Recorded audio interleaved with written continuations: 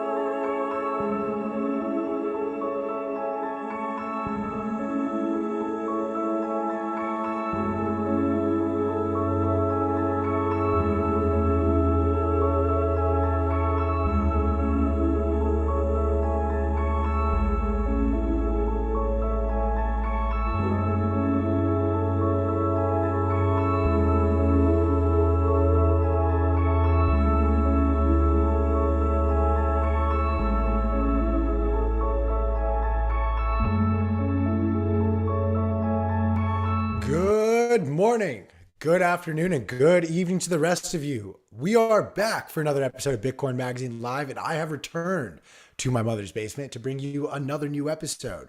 I'm joined by my co-host extraordinaire, P. How's it going, P? Fantastic as always. Super excited. This is going to be a good conversation. We're excited for this one, absolutely. And we are joined by energy expert and author Alex Epstein to break down his new book, Fossil Future. Alex, how are you doing today? Doing great. So is that really your mother's basement?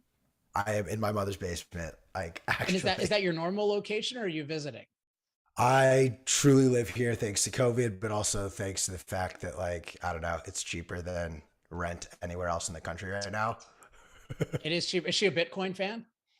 She is. She knows how to That's buy. that's does not know how to important. sell.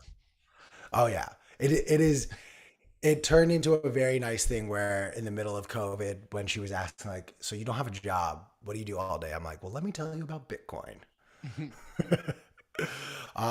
But we are Here to talk more so about your actual new book, which is in your background, Fossil Future. And this is a It's actually not follow- that big though. This is a real, it's a regular book. it is a thick read though. It's like over 400 pages. It's a fun read though, Yeah, I will say. it's very thick for sure. And this is the follow up to your first book, The Moral Case for Fossil Fuels. And talk to us a little bit about, this 8-year journey from when the first book was published to today, now that Future is available, and what sort of led you to continuing that story with this one.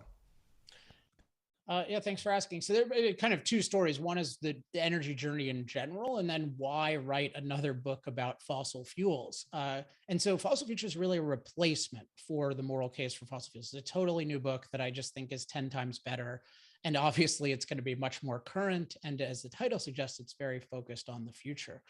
So what happened, the reason I decided to just replace it was that I had this amazing success with this first book, The Moral Case for Fossil Fuels, despite the fact that compared to now, I didn't know nearly as much about energy. I didn't know nearly as much about how to explain things. And I was given 6 months to write the thing by the publisher. And yet it became a New York Times bestseller. It sold probably almost 100,000 copies. It influenced a lot of people. And I was thinking about like, what could I do? What could I create that would be really valuable in the world? And I thought, well, look, the anti-fossil fuel movement is still winning. In fact, they're winning more than they were in 2014. It's a bigger issue. And I feel like I can just totally redo this in a way that actually has a chance of changing the conversation. And in particular, I thought I can write something that can really reach people who expect to disagree. And I can write it so clearly and so rigorously that it's going to be really, really hard to write off because I cover everything. And so it was very, very hard to do. I mean, ridiculous, but I'm really happy with how it turned out. And it's definitely the best thing I've ever done. I will say, I will just say point blank, when I fully understand what the concept of this book was before reading it, I was ready to not like the book, not agree with a majority of your topics, and like it looked forward to this conversation of more of a battle than actually enjoying what I read. One of the things I thought you did such an excellent job, because like you presented the framework of this whole climate crisis and our reliance on fossil fuels and the conversation around it as being politicized to a degree. You see it being turned into, you're either on this side of the argument or you're not. But it's not black and white. There's so many flavors to this spectrum. But you also introduce that throughout various different topics, like, you bring up the vaccinations and how if you're only saying what the side effects are, you're not paying attention to the whole story here. And same with numerous other topics. I'd love to maybe have you share what your rationale was to bring up so many other topics that are all also just as polarizing, to then really help people understand the framework of how they're receiving some of these information, how they're explaining it out to their family, friends, and others. I'm really, really interested in how to think about complex, controversial, and crucial issues. They're also confusing, so you can think of it as the 4 Cs. And that's a lot of what motivated me to get into philosophy, because I think of myself as first a philosopher and then somebody who spent 15 years becoming an energy expert. And so part of what philosophy does is it allows you to step back and say, hey, how am I going to think about these questions? Not just jump in and am I a Republican? Am I a Democrat? Do I believe in climate change? Do I not? Is that even the right way to think about it? But just how do I go about thinking about the question? And here the question, which I think is just about the most important question in the world, is what does the world do about its massive use of fossil fuels? It's a fact that the world is 80% powered by fossil fuels. It's a fact that most of the world uses what we would consider a completely unacceptably low amount of energy. It's a fact that fossil fuels are growing fast.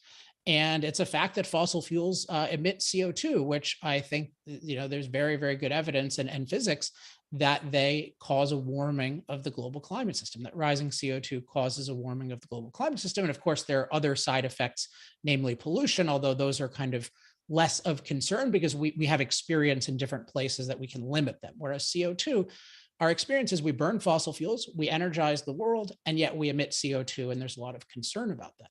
So it's not an easy question to think about. And the baseline, I think, is as you indicated with vaccines or prescription drugs, including antibiotics, is you need to carefully weigh benefits and side effects. And one thing that really shocked me about this issue of fossil fuels and what to do about the world's massive use of fossil fuels is that we don't carefully weigh benefits and side effects, even though that's total common sense. I've never met one person in my life who said we shouldn't weigh benefits and side effects. Nobody ever said explicitly like, hey, we should ignore the side effects and only look at the benefits, or we should ignore the benefits and only look at the side effects. So it's common sense to look at both, but it is not common practice at all.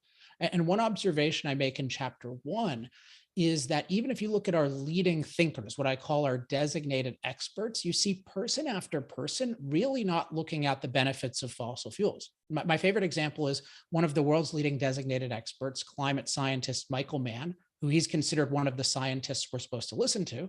And he says rapidly eliminate fossil fuels. And yet, if you look at his book on fossil fuels and climate, it only talks about negative side effects of fossil fuels. For example, on agriculture, which is fine. You should do that as long as you're doing it objectively. But he doesn't talk about the benefits of fossil fuels to agriculture, even though fossil fuels power almost all the agricultural machinery that feeds the world, and they provide the fertilizer. Now, what are we having right now? We have a food crisis caused by rising energy prices, including a massive fertilizer crisis. We're talking about starvation. For me, it's because we didn't consider the full context. We only looked at the negative side effects of fossil fuels, but not the benefits. So I thought there needed to be somebody who really looked at this crucial question and looked at both carefully with as little bias sort of coming in as possible, with a real interest in the truth. Because I didn't even know anyone in the industry when I came up with my ideas. It's not like they paid me to do this. So I really honestly wanted to know the truth, and still do. And I think it leads surprising places that we should actually be using more fossil fuels. Yeah, it's so interesting that so many of these conversations, most often, many of the most important ones, become narrative games rather than an actual careful examination of the truth. That's an interesting term. Can you explain that a little bit? I like that term. I never heard it.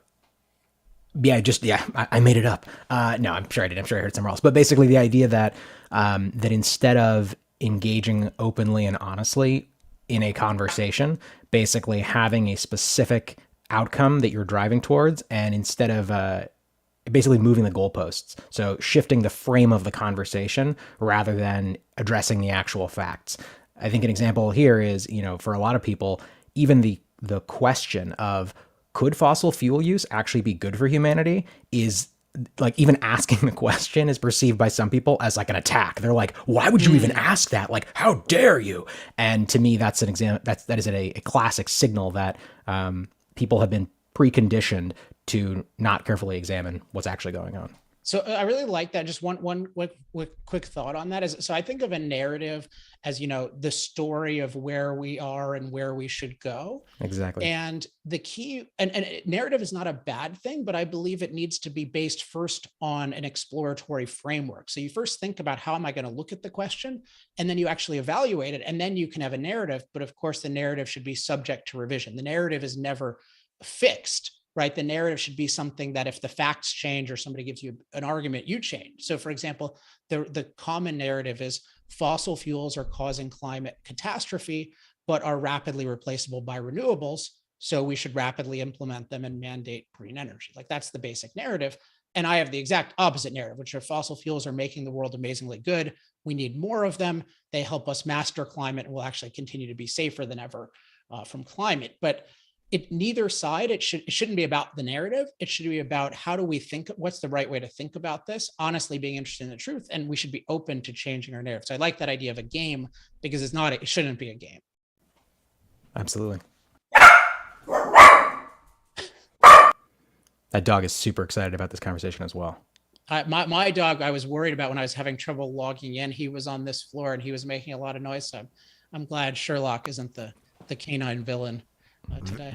Very, very sorry about that. He is attached to my hip whenever I come back from travel, and he just saw a crow. So there is that. But there's another part of this conversation that I'd love, Alex, for you to expand on, and it's, you touched on a little bit, but the facts that are being presented by the people that most of the citizens look up to and think are, they're telling you the truth, but they're being presented in a way where you're hiding a majority of the story to almost present a framework around, hey, I need this narrative to be pushed forward that fossil fuels are bad and that we should push forward green energy without actually encompassing sort of the total story here. Talk to us a little bit about what you're noticing out of that realm and just why or what it's important for citizens to understand when we're getting information like this. We should always want what I call the full context. We always want to know the full context of relevant factors. And I take it very seriously. If I ever see somebody knowingly or deliberately not giving me that, I really write them off. So, and people would say, like, how could you write off Michael Mann as an authority? And like, he talks about agriculture, doesn't talk about the benefits of fossil fuels. Like, I can't trust him on anything because he clearly has a bias that's causing him to dismiss the benefits of fossil fuels. So that same bias would likely cause him to exaggerate the negative side effects, in the same way that if somebody has a bias against their mother-in-law and ignores good things the mother-in-law has done, they're probably exaggerating the bad things the mother-in-law has done. So and so you see this with all kinds of issues, and I'm guessing you'll bring up concrete things, but that will come up today. But just to take two quick ones, climate and then the issue of renewables. With climate, I mentioned that not just the media, or what I call the disseminators of knowledge, but the synthesizers of expert research, like above all, what's called the UN's Intergovernmental Panel on Climate Change. They have multi-thousand-page reports on climate, and yet they do not mention the fact that we are far safer from climate than ever, namely that what are called climate-related disaster deaths. So from storms, flood, extreme heat, extreme cold, wildfires, all these things that are supposedly getting worse are in fact down 98% over the last 100 years, that's an amazing thing. And they certainly don't mention that it's fossil fuels that have a big role, because fossil fuels power all the machines that protect us, like not just heating machines and cooling machines, but also irrigation machines, infrastructure building machines. And so how could you have a discussion of climate and the threats of man-made climate change if you don't recognize that whatever man-made climate change has occurred so far, man-made climate mastery has far, far outweighed it and made us unnaturally safe from climate? Like, omitting that is crazy. I mean, it's not crazy. I think but if you see that, it should really call into question whom you're relying on as experts. And in the realm of renewables, just one example is, you'll hear something called the levelized cost of electricity. The main firm associated with this is Lazard, and they'll say, oh, well, look, this thing went down, therefore, and it looks lower than coal or gases, and therefore renewables are cheaper than coal and gas, and we don't need coal and gas, and we get rid of it. And there's many fallacies here, but Lazard explicitly says, and it's clear, they're not looking at the full price of the electricity. Namely, they're not looking at the near 100% backup that solar and wind require. So I call this partial cost accounting. So it's another example of you're not giving the full context. And when people aren't doing that, to take the term earlier, I do think it's a narrative game. It's not trying to understand the world and having that kind of openness to whatever is true and having a clear goal and a clear framework. It's really trying to manipulate you into achieving a certain policy goal, whether or not you would agree with it if you knew all the facts. It's so interesting. We see that a lot in Bitcoin mining, kind of on the other side of it, where, with Bitcoin mining, it is because everything is so open and you can see the hash rate and you can deduce the amount of energy that's being used.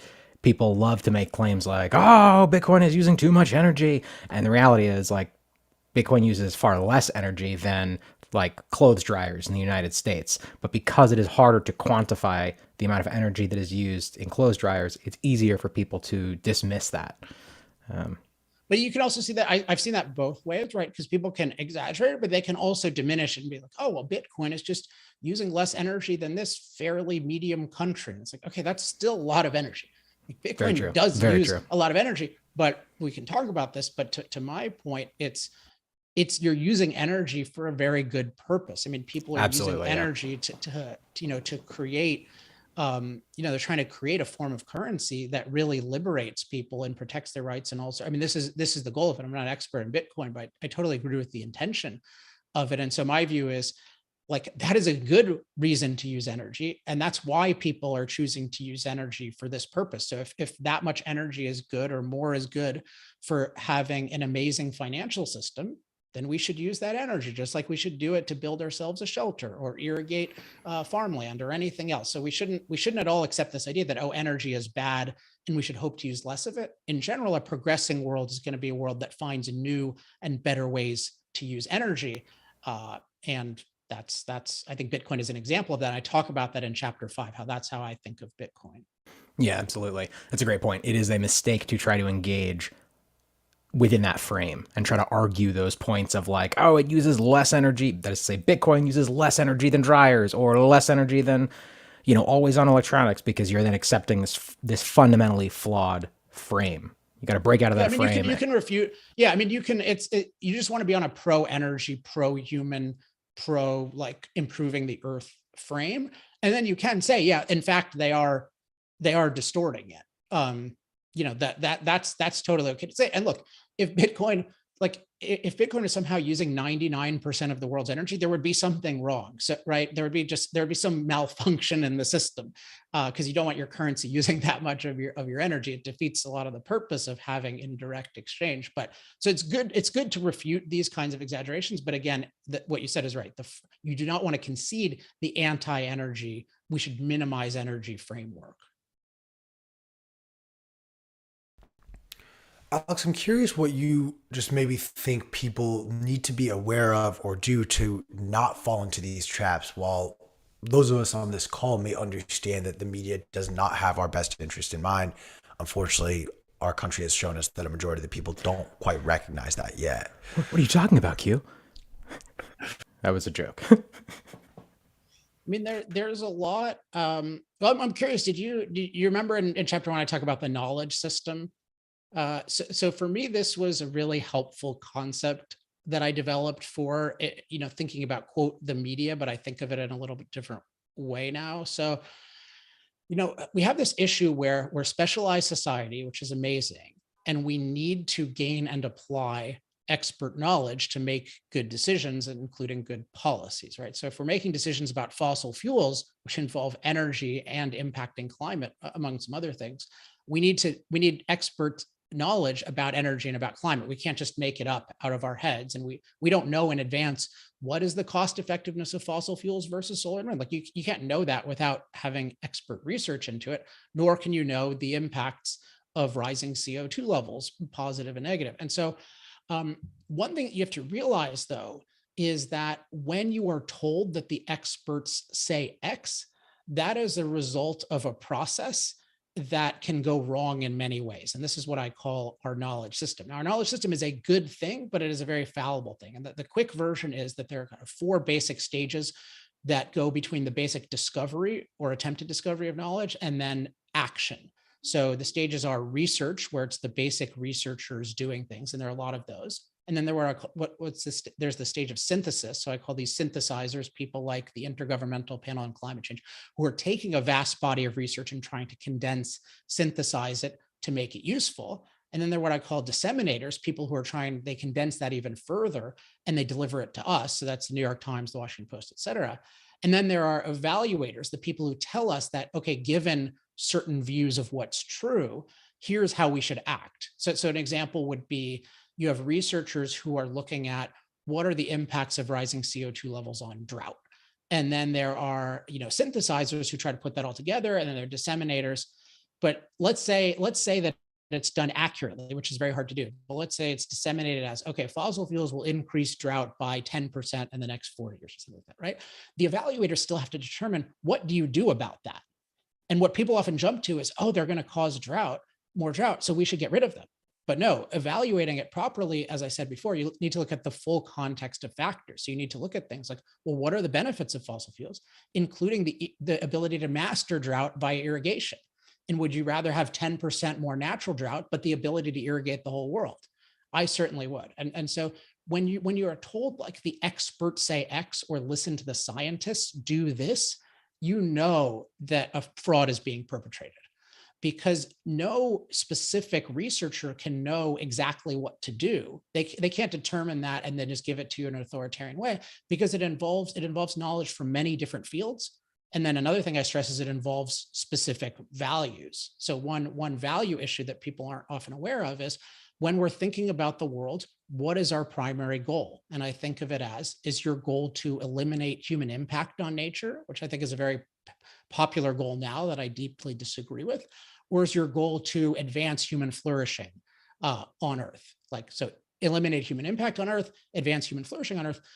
You need to know the values. And so just one final example of this is COVID, where I think one of the things that really went wrong, in addition to the things going wrong in earlier phases, was the people making the evaluations, their goal was eliminate COVID at all costs. It was eliminate this virus at all costs.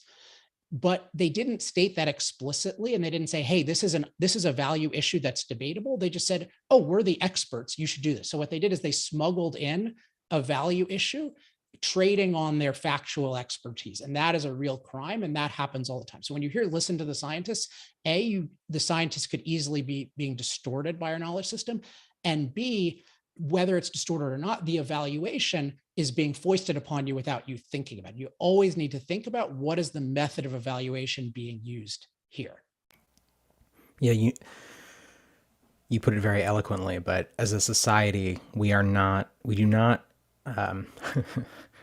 we prioritize the perception that we are thinking critically rather than the act itself.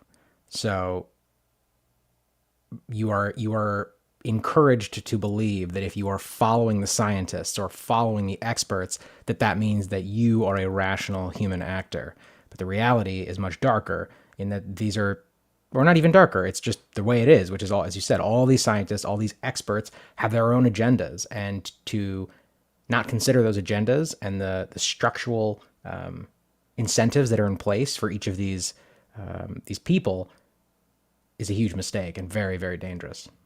And you should all, like, as I said before, you just want to always be on the lookout for, like, what's their method of evaluation? So are they carefully looking at benefits and side effects? And then insofar as it comes up, what are their values? Like, can you see that? And do you agree with their values? And then, one other thing that I look at, and this is, I think of all these as part of your framework, which is the starting structure of your thinking, is what are your assumptions? So one thing, people follow me on Twitter at Alex Epstein. I have this daily feature called Catastrophizing, which shows all of these false predictions from the past that turned out to be 180 degrees wrong, but that were made by what I call designated experts, who are sort of the heroes of the knowledge system that supposedly speak for all experts. And you see them saying, oh, we're going to run out of resources by 2000, right? Or 1 billion people are going to die from climate-related causes by 2020. And it's, no, actually, there are far fewer people dying. So they're not just wrong. I had to make up a new term for this. They're 180 degrees wrong. It's like much worse than just regular wrong. And there's this question of how is it possible that these designated experts are so wrong? And one thing that's definitely going on is a false assumption. In general, when you see very false predictions, look for false assumptions that are distorting people's expectations about cause and effect. And in this case, what is that? There's this assumption that human impact on nature is inevitably going to be self-destructive. And I call this the delicate nurture assumption, because it's the idea that nature exists in this delicate nurturing balance that is stable, sufficient, and safe. Oh, God. And then our impact ruins it. And it has a very religious, I forget, you mentioned something before that prompted me to think about, there's a very religious quality to how we think about science today, because remember, it's like, listen to the scientists. And this is another religious, I would say, primitive, anti-human religious element, where we think of nature as this perfect thing, and then everything we do is going to ruin it, and nature is going to punish us. So even with all these designated experts, even though they're wrong, we keep thinking they're going to be right, because we think, oh, this time we're going to destroy the delicate nurture. Okay, it wasn't resource depletion. It wasn't extreme pollution. It wasn't global cooling. It hasn't been global warming. But of course, it's going to be destroyed. Of course, the UN is going to be right this time, because we have this dogma that it's a delicate nurture. And so whenever you have those kinds of dogmas, these false assumptions that people don't get rid of, you can get unlimited false predictions from very, quote, educated people. There's another really interesting aspect here, which is, and I agree with everything you just said, one thing that is continually infuriating, fascinating to me, is that when these designated experts or even just people, individuals, when there is a statement that is made that is demonstrably false, and it's like, or rather that in the future is demonstrably false. Mhm. X is the, like, somebody will say, because of X, Y is the outcome. We must do Z. And Mhm. then 6 months later, that is demonstrably false. It's like, oh, that was a massive mistake. You were responsible for a huge amount of pain and suffering. Nobody is held accountable. It's just like, oh yeah, that was the thing that happened. But it's not. Actually, it's worse than that. There is no acknowledgement of that's a thing that happened. Let alone, oh, this was an error. How can we learn from this error? It's just moving on, next thing, focus on this new shiny object. And by shiny object, I mean this new narrative or argument or claim that is being made. And I think we saw that a lot with COVID. These statements were being made that New York was devolving into chaos, and there were these stories that came out around these refrigerated trucks that were just filled with bodies, and it was this whole thing. And then none of that really materialized, but no one is held account. No one is held Well, to account for that. the COVID one is fascinating. So here's a depressing question that I thought of thinking about COVID, which is what percentage of people think that they were wrong in some significant way in their predictions about COVID? And No, it I seems like love it's that. I love 5%. that. It seems like everyone thinks they were right. Yeah. But it's an interesting thing. Why do people think they're right, given that almost all of us were wrong in some non-trivial way? And now, of course, I mean, it's weird for me to say because I think I was more right than most people, right? But that could show the point I'm about. But I wrote all my stuff down very clearly just so that it could be documented and people could see.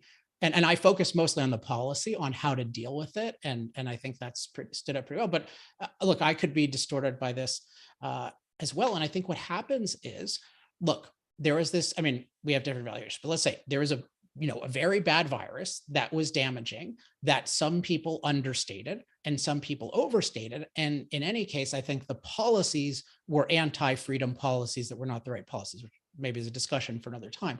But what happens is people feel like, well, there's always something wrong about the other position. Like, even if you said, oh, it's only going to kill 500 people, well, you can say the policies the other side did were wrong and draconian and did more harm than good. And that's probably true.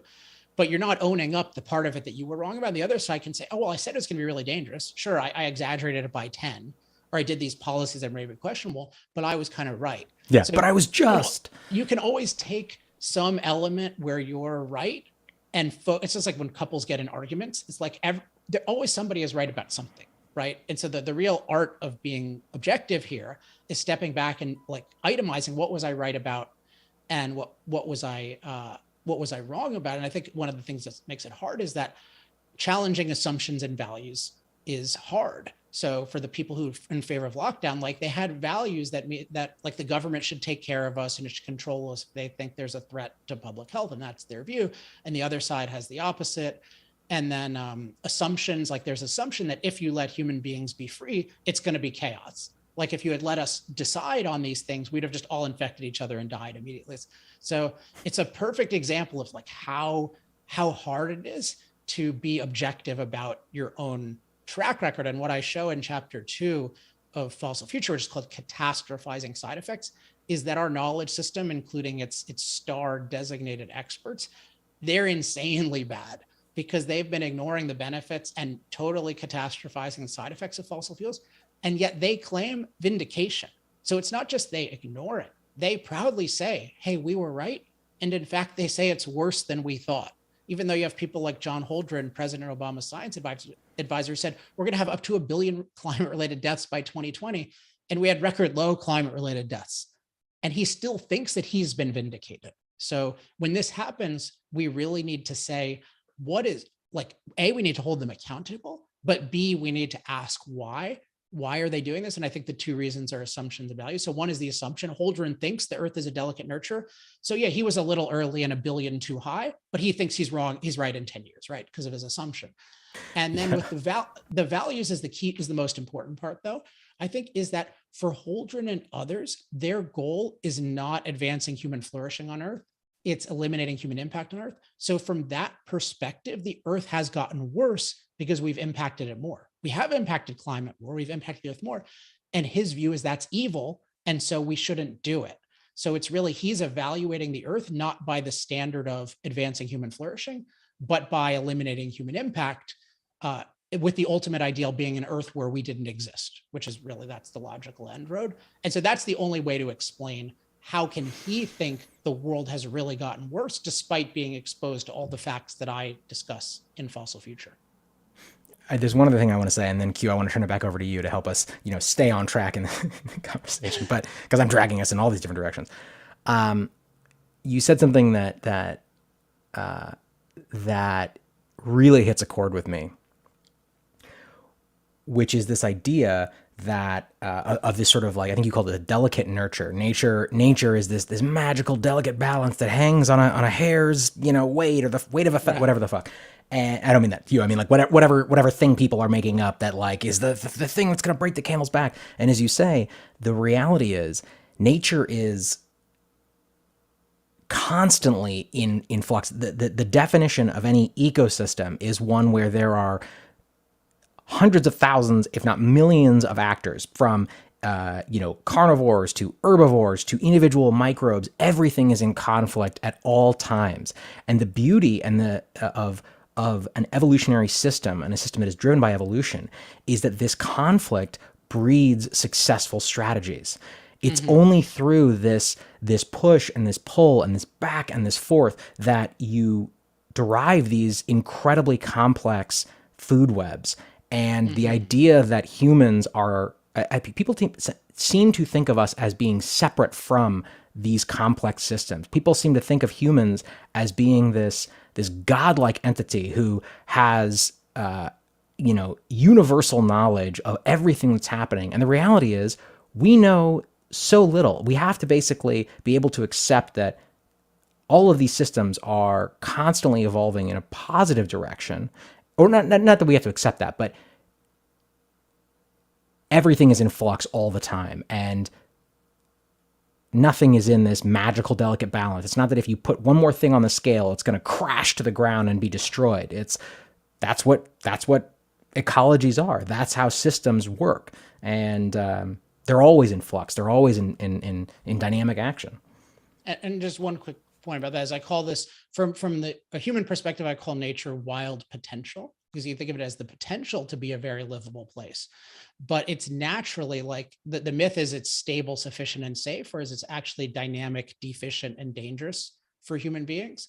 And so we need to do a lot to transform it. And it's true, we don't have perfect knowledge, but we know that if we don't become really, really productive, then we're not going to have sufficient nourishment, safety from the elements, opportunity to enjoy ourselves. We know that for sure. And that brings us to energy, right? Because we need energy to take our very physically weak bodies and make ourselves so productive that we can overcome this dynamic, deficient, and dangerous earth, and create a world of abundance and safety. Absolutely. Alex, I want to bring the conversation back now to focus a little bit more on the fossil fuels. And one thing I think gives us a good segue here is you highlight a few different facts that have been presented to us that are actually not true. And I'm going to try my best to read off a couple right now. Chiefly just the idea of productivity, or the idea that, solar or wind energy is better for the environment than fossil fuels, but it doesn't actually, going back to this idea of taking the full contextual scope of the full context at play there. Talk to us a little bit about maybe that example in particular, wind, solar, and fossil fuels, and the lies that were being spun out, and what the full context looks like. Sure. So just to connect this to the last point we're talking about, because it's very relevant, is, the world is not a delicate nurture. It's wild potential. It's dynamic, deficient, and dangerous. We need to become extremely productive in order to flourish. And to become productive, we need super productive. We need machines to do most of our physical work for us. And so energy is what enables us to do that.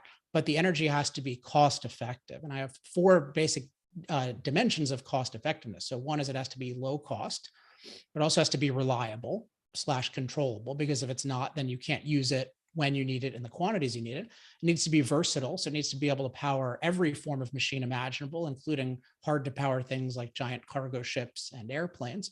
And then it needs to be on a global scale of billions of people in thousands of places. And the fact of the matter is there's only one source of energy that right now provides what I call ultra cost effective energy that checks all four boxes, and that's the fossil fuels. So oil, coal, and natural gas. And those combined provide 80% of the world's energy, including even more of its transportation energy and what's called its industrial heat energy. So generating a lot of heat for various industrial processes like steel making.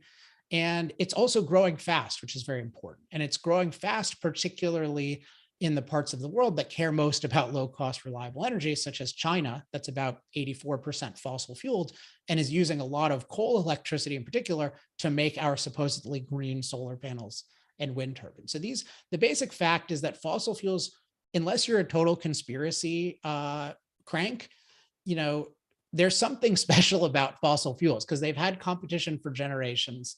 They're still 80% and growing. They are uniquely cost effective. They're used in places like Japan that would rather not use them because they don't have domestic resource. So what's going on? And you have to recognize there's clearly something there. And the two basic factors are there's something very special about the materials involved, and there's something very special about the amount of economic ingenuity that is involved. And so the basic things are the materials are they're naturally stored, concentrated, and abundant.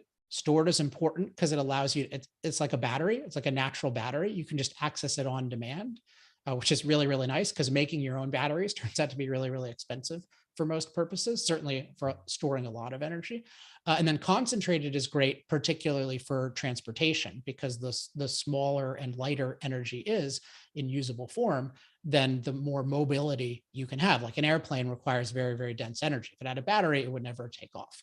So, and then abundant, obviously you need that if it's going to be on a global scale. So, and then the other thing is it's not just the materials exist, because those materials have been around forever for all intents and purposes, but there have been generations of economic ingenuity and achievement that have been harnessed to turn these once useless raw materials into energy for billions of people and their machines. It's just this massive achievement. It's just like, think about silicon and microchips. Like, yes, silicon has great properties to be a semiconductor, but there's still generations of innovation and achievement to have a global microprocessor and microchip industry. And to replace that, even with a comparable material, would be really, really hard. It would just take a long time. But imagine trying to replace it with an inferior material. And basically with solar and wind, it's very difficult because you're dealing with the sun and the wind, which they are abundant, but they are not stored. They are intermittent flows of energy that most of the time are not available, and certainly not available in the quantities that you happen to want energy in. And then they're very dilute. So to harness them, you need to take up enormous amounts of space, and you need very large amounts of materials to be mined, as well as things like transmission lines. And so these are the realities. You could imagine things where if you could get batteries cheap enough on some crazy scale, maybe, but we're nowhere near that. So in fact, the situation is, in practice, solar and wind are used as supplements to these reliable, controllable sources of energy, mostly fossil fuels, to some extent also hydro and nuclear. And we could talk about nuclear, which I think is the most promising, but it's mostly fossil fuels giving life support to the solar and wind. And yet that is not acknowledged in these things. I mentioned the levelized cost of electricity, which a lot of people use, and they're just denying the fact that these right now are parasites, and that if you look at the places that are using them on a large scale and you do valid accounting, you see that they increase the price of electricity because you have to have the 100% reliable grid, and then you have to have all of this unreliable energy infrastructure on top of it. So, and then what happens is if you are upset that you're paying more money, then you try to cut back down on reliable infrastructure. That's what we've done where I live in California. And then you face blackouts. So the fact is, these things are right now, they're parasites that are increasing costs and decreasing reliability. And yet that is not being acknowledged. It's not being acknowledged that they're a failure now. And then there's this insane speculation that these parasites that provide 3% of the world's energy which the world still needs much more energy, can in 27 and a half years provide 100% of the world's energy for the whole world. There's using things that have never been tried, using an amount of mining and infrastructure development that is completely unprecedented. and happening in an anti-development environment, because the whole context here is we're trying to be green, and solar and wind require more development, more mining than these others. So this is not going to be allowed to happen. And we're seeing that it's very hard to even do this stuff in the first place. So I consider this whole movement just to be in massive denial of reality and to be engaging in just massively dishonest projections about the future. And my ultimate explanation of the leaders is they don't really care about energy and ultimately advancing human flourishing on Earth. They're just looking for an excuse to oppose fossil fuels. And so their excuse is, oh, we've got this exciting green energy, don't worry about it, it'll work. But I think we're seeing right now with this energy crisis, it does not work to try to even slowly replace fossil fuels with what I call these unreliables. And that's why we're having we're having skyrocketing prices, blackouts, and threats of starvation. So we need to re-educate the world and reverse course. This is really a travesty. I'd also love it if you maybe dive into the apocalypse, like your word was apocalyptic, the idea to go to carbon neutral or zero carbon emissions for a lot of these areas. Like I'm in Los Angeles in California as well, and we have our dictator governor trying to push forward this legislation while like I still drive a gas car when I drive around. Like I don't see gas prices going down anytime soon, and I don't see the reliance on gas vehicles really diminishing in this state. You touch on, we haven't really dived down this rabbit hole yet, but I kind of want to set the stage for this. You touch on a very interesting fact, and my big takeaway was the idea that these sort of restrictions around carbon emissions are more impactful to the poorer communities and poorer countries than they are for more developed nations. Like, look, Los Angeles, California is probably one of the more well-off regions of the world, if not this country. And they are afforded certain privileges as a result to their energy independence or their access to energy that we have. Talk a little bit about, what the detrimental effects of going to a carbon neutral strategy could be if we're not properly prepared to make that transition. It's very hard to communicate how murderous an idea carbon neutral by 2050 is, because I've tried to break this. I mean, I've tried to break this idea that we're told the experts say in any way is a proper representation and interpretation of what the real expert research is. But this is a case where it's just beyond the pale in my view, because what we're saying is, again, so we have energy as this crucial value without which human beings cannot be productive and prosperous. It's desperately lacked by most of the world. 3 billion people, for example, use less electricity than one of our refrigerators. So we need much more energy. Fossil fuels are clearly a uniquely cost-effective source of this thing that keeps us alive, including literally feeds us. And we're already seeing that, pretty modest restrictions on fossil fuel development compared to what has been advocated, and fairly modest mandates of unreliable solar wind. We're already seeing that pushing us into a global energy crisis, where Germany, for example, can be killed basically on demand by Russia, which can cut off its gas. And, depending on the season, when it's winter, can cause people to freeze to death. And we're saying in this situation, we are going to, decouple down, and we're going to get rid of all CO2 emissions in the next 27 and a half years. And this is going to work when there's not one place in the world or person in the world who's prosperous that is in any scalable way, I should say, carbon neutral. So this is important.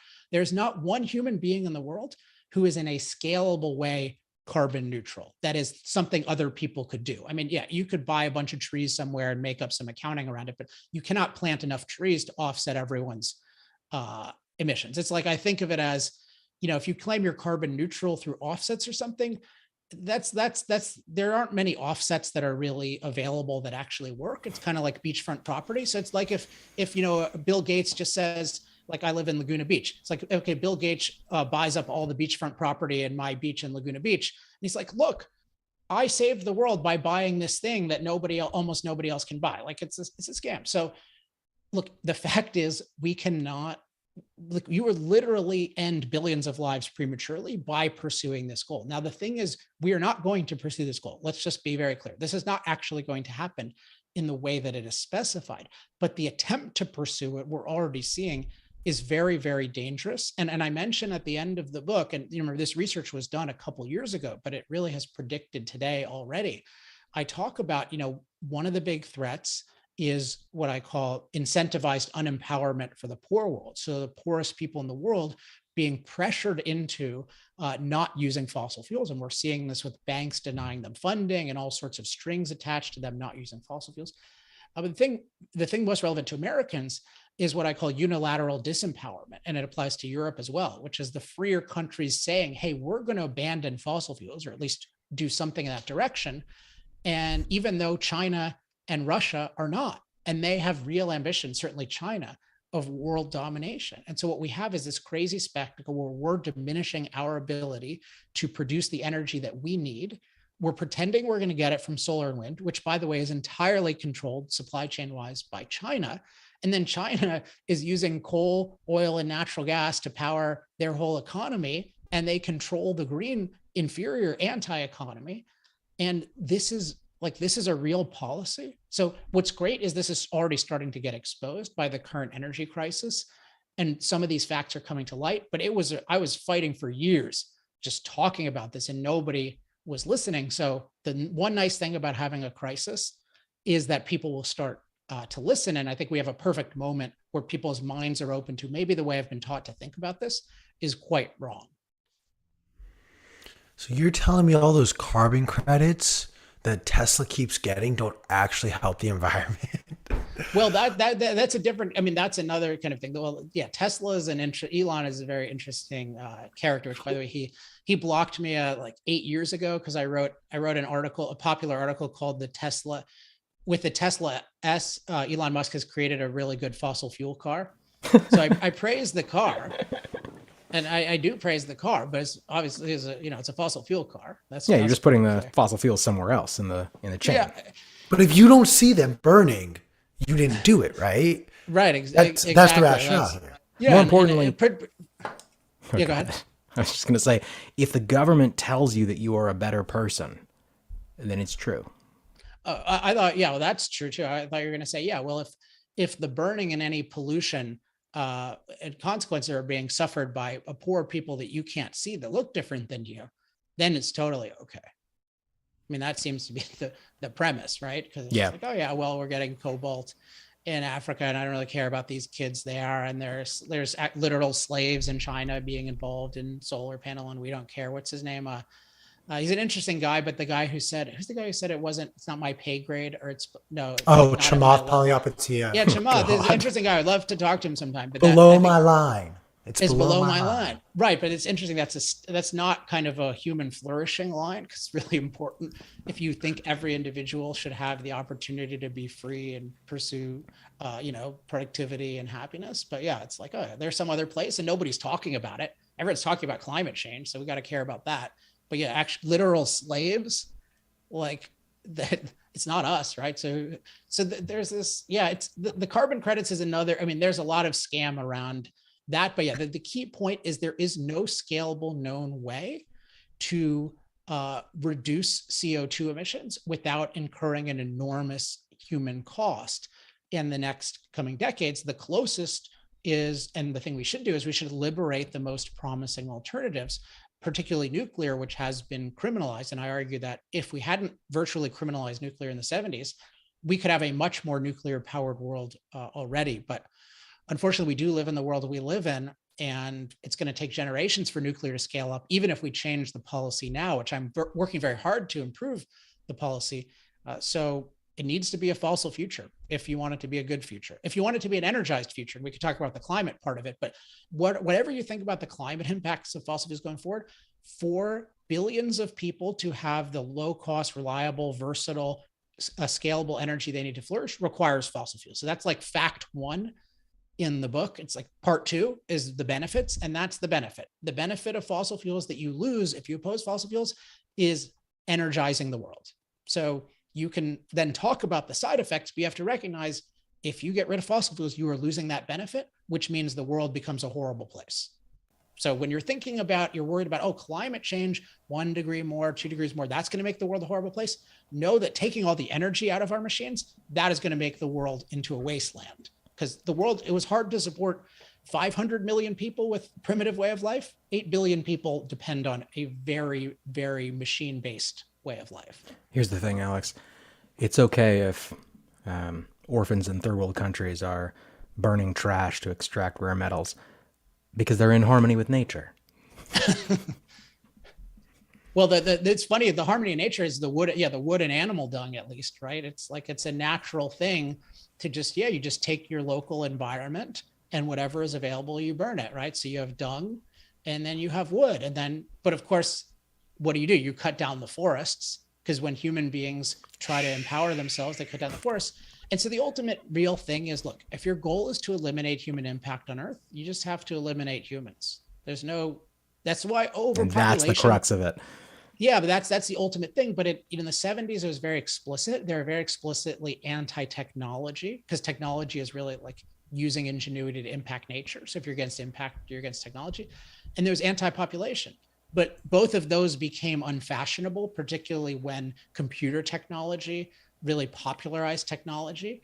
And then with overpopulation, it just was so clearly murderous to say, hey, there are too many of these people. So what we have right now is this contradiction where people say, oh, I love technology and I love people, but I want to take away all the energy. And by the way, I also want to, this is very revealing, also I oppose nuclear, and also I oppose hydro, and also I oppose mining and building and laying transmission lines, which are necessary for solar and wind. So one of my points is our whole knowledge system is anti-impact.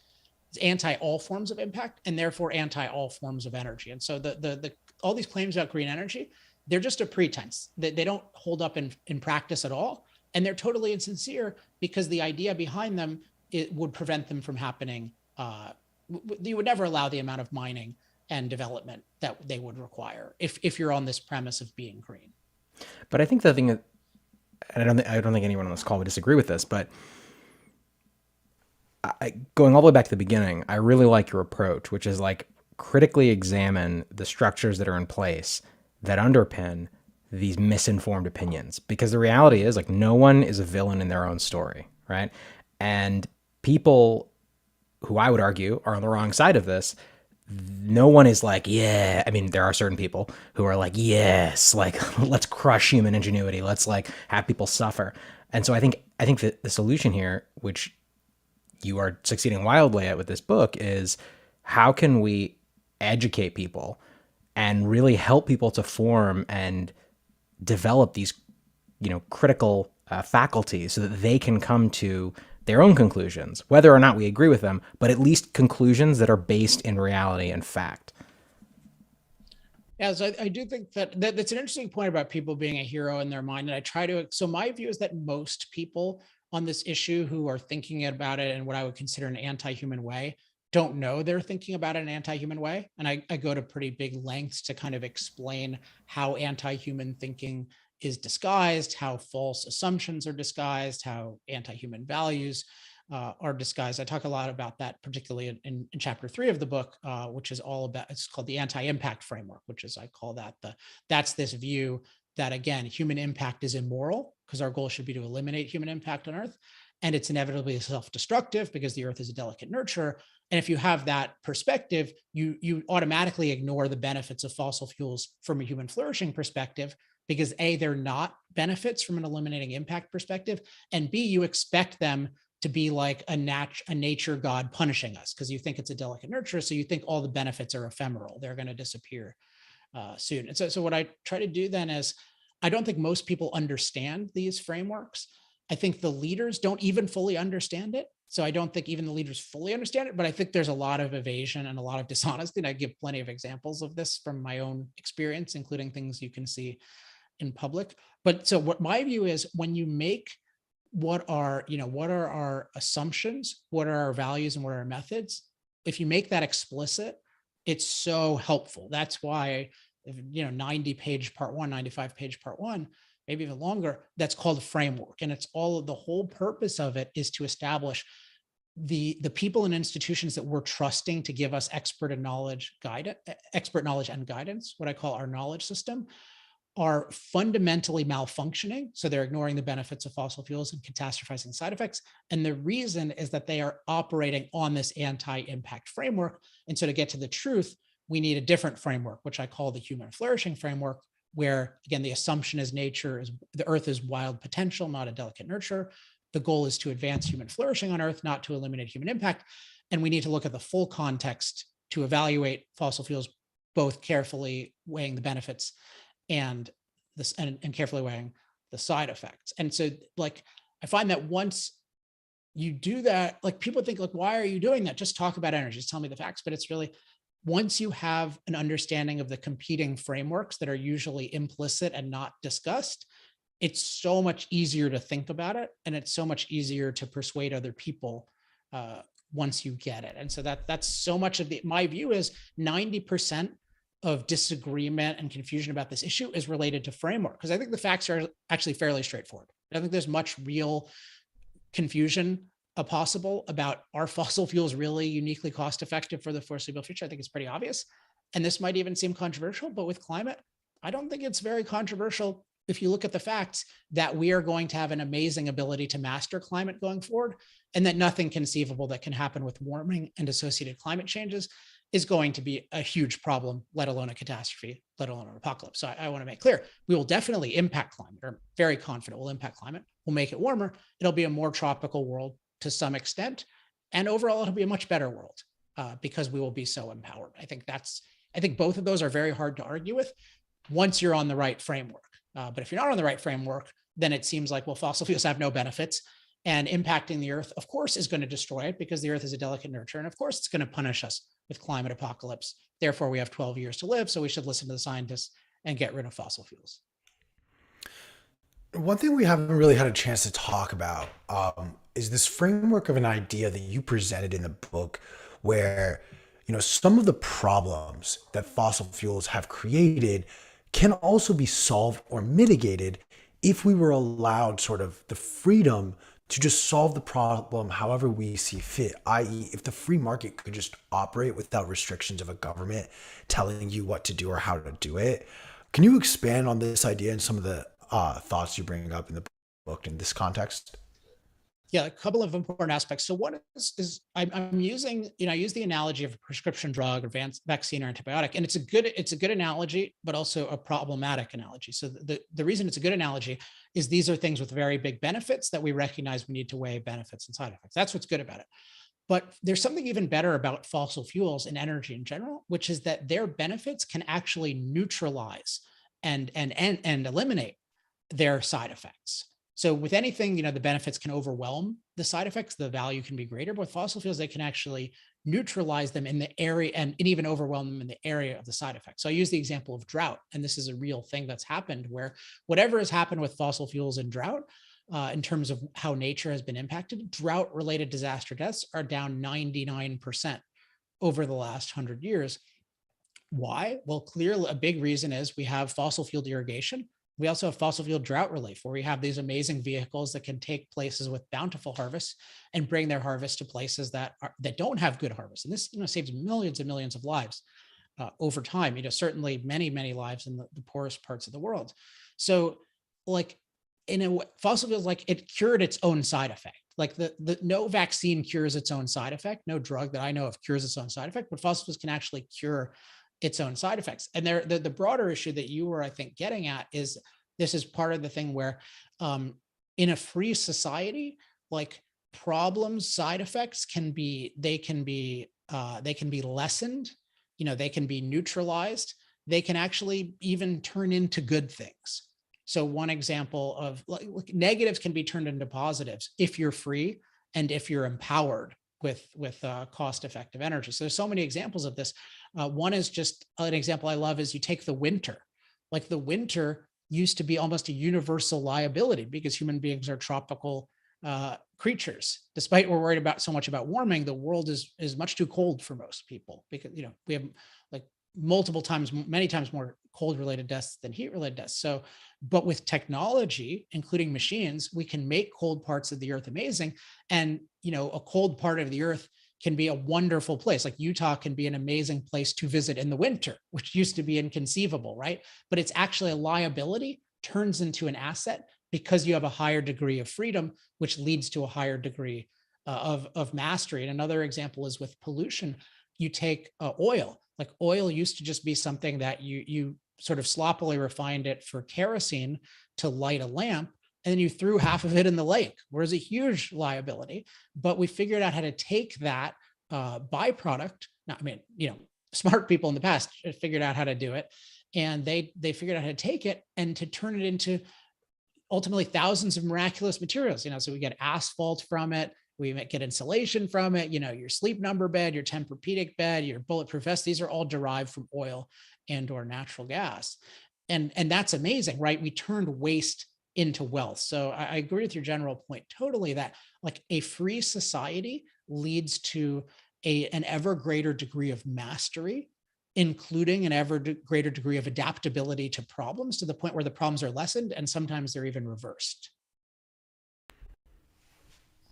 Thank you for making my very janky phrase sound so much smarter and better and cleaner. So thank you for that, Alex. That's my job. That's what that's a joke, but I always tell, like, occasionally I'll have you guys are, I think, professional hosts, but occasionally I'll have somebody hosting me and they'll just say like, oh, I don't know about this. Don't worry. I will make this go well for you no matter what. I'll take that. You have made this go well for us. So thank you very much, Alex. We still have a little bit of time left, and I don't want to derail us too much. I do want to ask you, though, to maybe share a little bit on the transition. You allude to in the book that you do see nuclear as a viable exit strategy to a degree. Talk a little bit about how that reality looks in your mind and how we can maybe get to that reality. So I definitely don't think of it as a transition. And I definitely don't think of it as certainly don't think of it as an exit strategy. So I think of energy. I talk about energy evolution. I think I talk about this in chapter 10. I talk about it the most because I talk about the freedom of competition and how that leads to energy evolution. Yeah. So as I said, I think the world, like I look at the world, if your perspective on the world is we want to advance human flourishing, which means really every individual on earth, you want to have the opportunity to have a productive, prosperous, happy life. Like you want that to be an option. The world needs much more energy. And that's, I mean, you could say priority number one is more freedom, but a huge aspect of that is the freedom to use energy, to produce and use energy. And all you need to make that possible is the freedom. You don't have to gift it to people. You need more freedom around the world and stop impeding the freedom. So that is going to be it. That is priority number one. And then I forgot what was I got slightly distracted. So, and see, this just disproves what I said before, because I said I was going to make it good for you. And then I just see, you should never jinxed it. You should never brag when you're being recorded. So wait, what was the, right. Okay. I'm back. The transition and then the exit. So the focus should be expanding human empowerment around the world. That should be a huge moral goal, like a huge aspect of expanding human flourishing. There's expanding human freedom, expanding human empowerment via more cost-effective energy. So when you're on this framework and with these priorities, you don't think about, oh, how do I get rid of fossil fuels? How do I exit from them? Because that's not your focus. Your focus is we need more fossil fuels. We need more of anything like fossil fuels.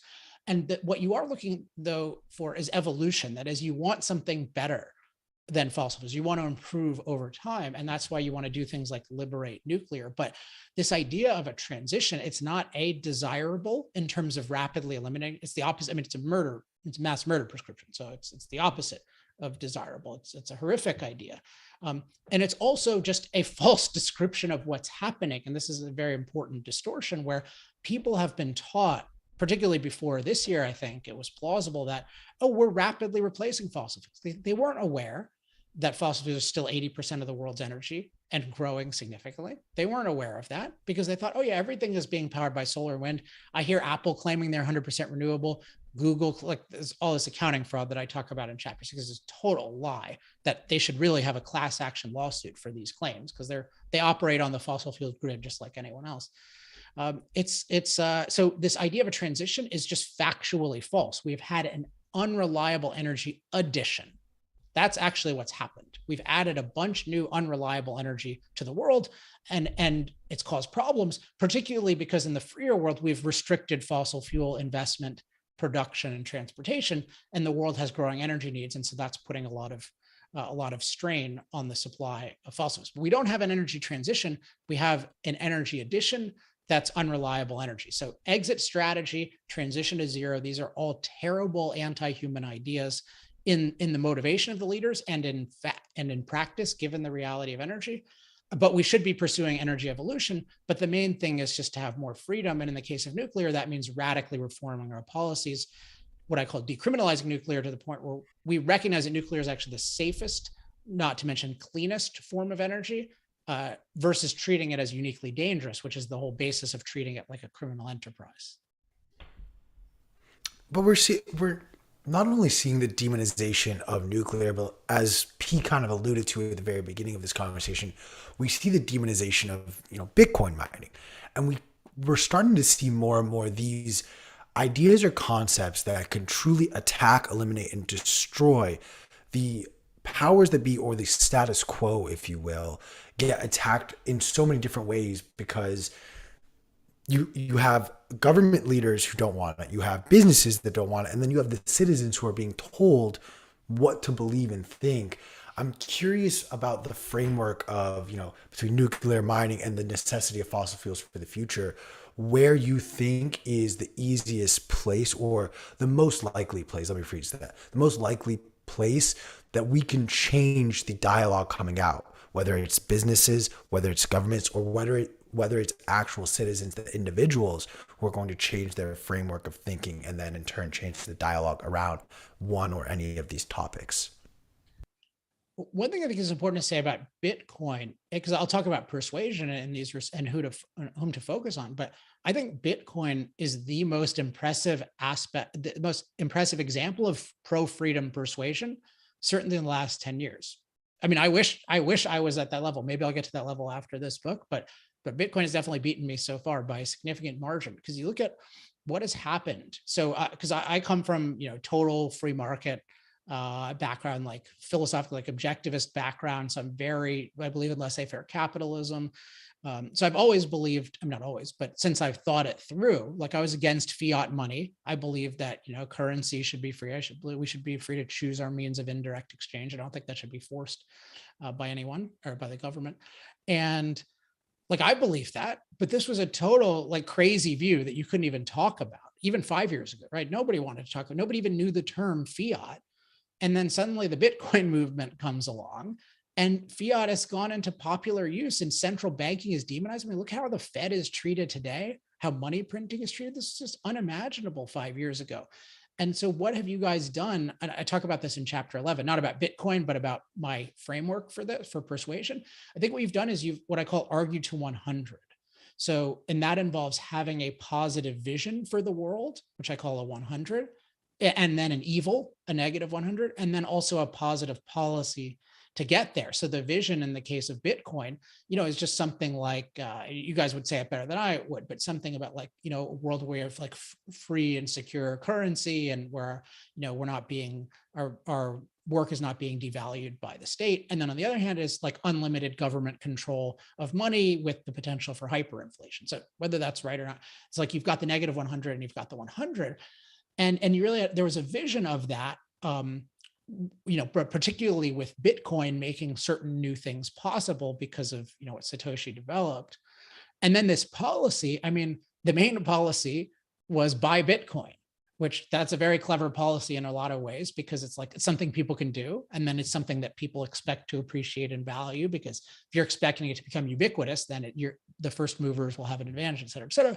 And then there are other policies about, okay, here's what government should do, and here's what they shouldn't do. So it was really impressive that this whole area that had just been stagnating persuasively for 100+ years, even though the theory I think was really good, the Bitcoin movement really just changed it. Like it really, really kind of broke the monopoly of fiat money, and in fact, put it on the defensive. So I think that's been amazing. And what I've tried to do is the same thing with energy, where it's I'm breaking out of this framework of, human impact is evil, eliminating impact is good, our goal should be to eliminate specifically CO2 emissions. The evil is more fossil fuels. To say, no, the goal is to advance human flourishing on Earth, not to minimize human impact on Earth. And then more fossil fuel use, if you look at the benefits and side effects, is the way to get there. And it's that positive vision and positive course of action that I think really inspires people and also allows you to much more effectively condemn the bad. So I think you guys have done that well. And you know, one thing to think about, so I would say if you understand that, if that explicit understanding helps people, double down on that. So really double down on having a good vision, really double down on having concrete policies, and then criticizing the bad stuff by reference to that. And then I think you should just always think about with audiences. I mean, you want to say things that would appeal to any audience, but in practice, it's natural that people who are more invested in the issue will be more of an audience. So, for example, in the past couple of years, Bitcoin, the Bitcoin world has been a big audience for me because it's being attacked by anti-energy ideas. So people are particularly interested in that in a way they wouldn't be. You know, I think I'm having a growing, let's say, African audience because there are people there who are realizing we're totally being screwed.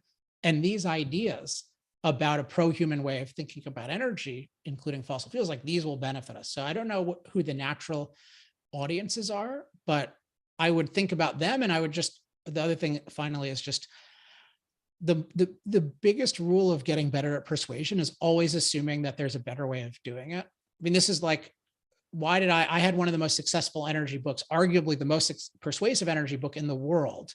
And I just basically threw it away and spent 3 years doing a new one because I believed that a much higher level of clarity and persuasiveness was possible.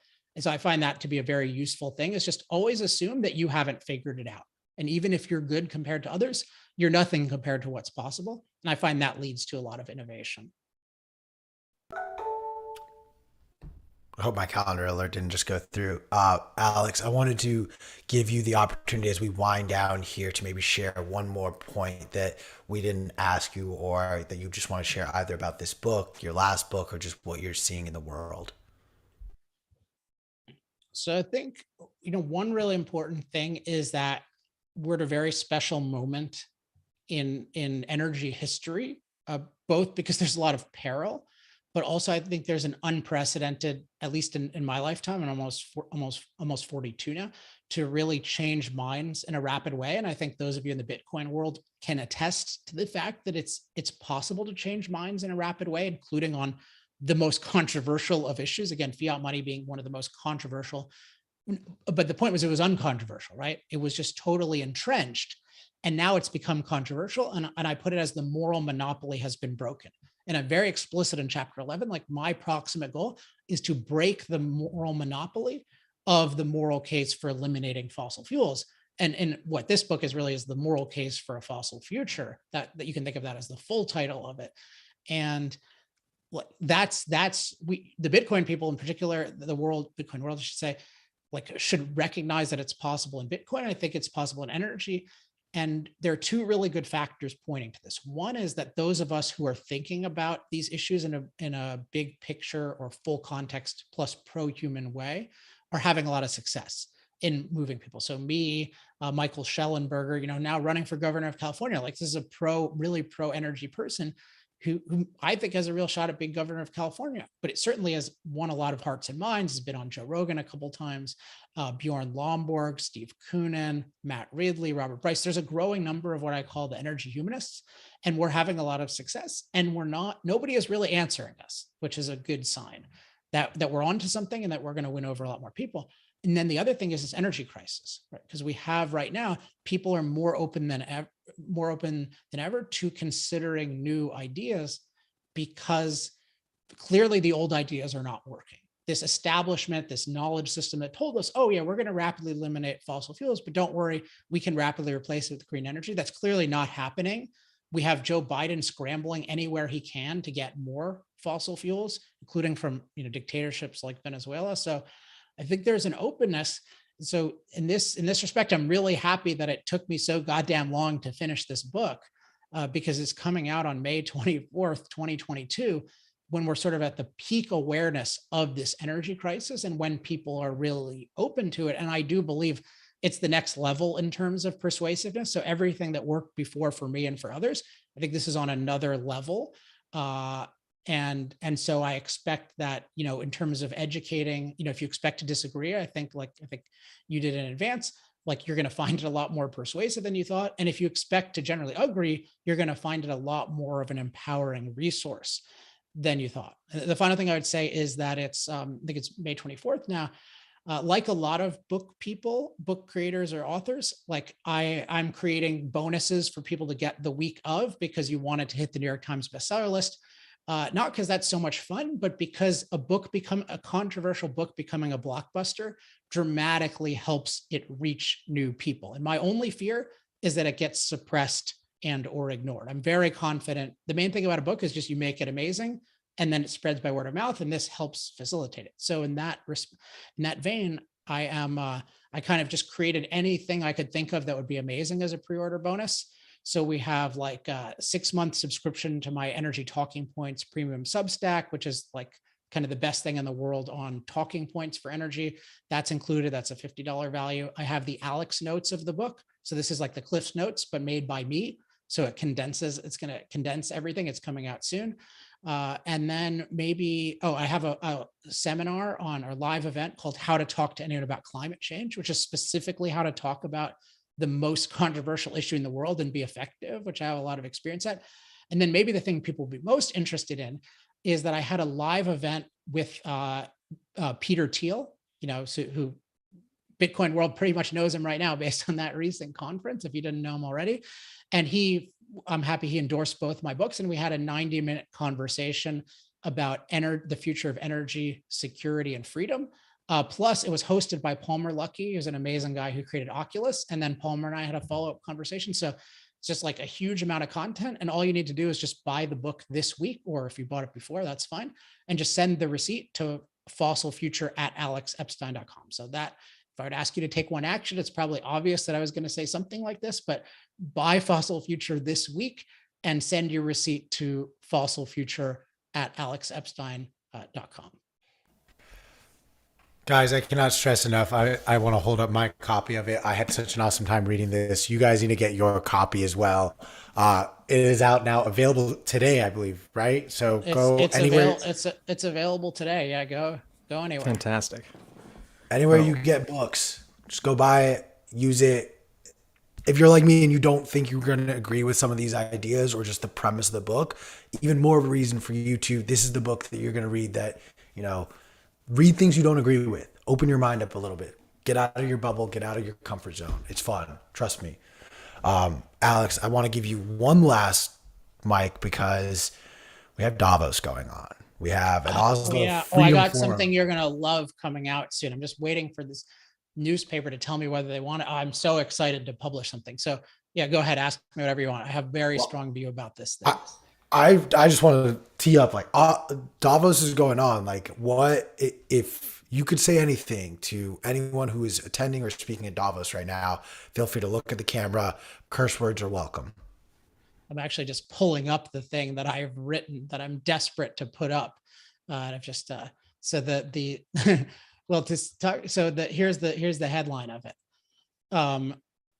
So this is not for Davos people, but for the public. It's time to stop listening to Davos experts in quotes. And that is, the World Economic Forum is having its annual meeting in Davos to discuss its expert prescriptions for the world.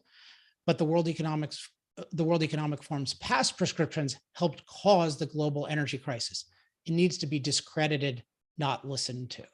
So people in Davos, World Economic Forum, like, you guys have screwed up the world royally by opposing fossil fuel investment, production, and transportation on this false promise that unreliable solar and wind could rapidly replace them. You are a perfect example of what we've been talking to the whole show. If you haven't, I should say this in a nicer tone to actually get through to people. So I'll change my tone. Try listening to the previous part of this show. And you might have some introspection about whether you're really looking at your full track record, because in my view, your track record has been murderous, and you are significantly responsible for the energy shortages, skyrocketing prices, and food crisis that we're having in the world today. And so the first thing you need to do is apologize.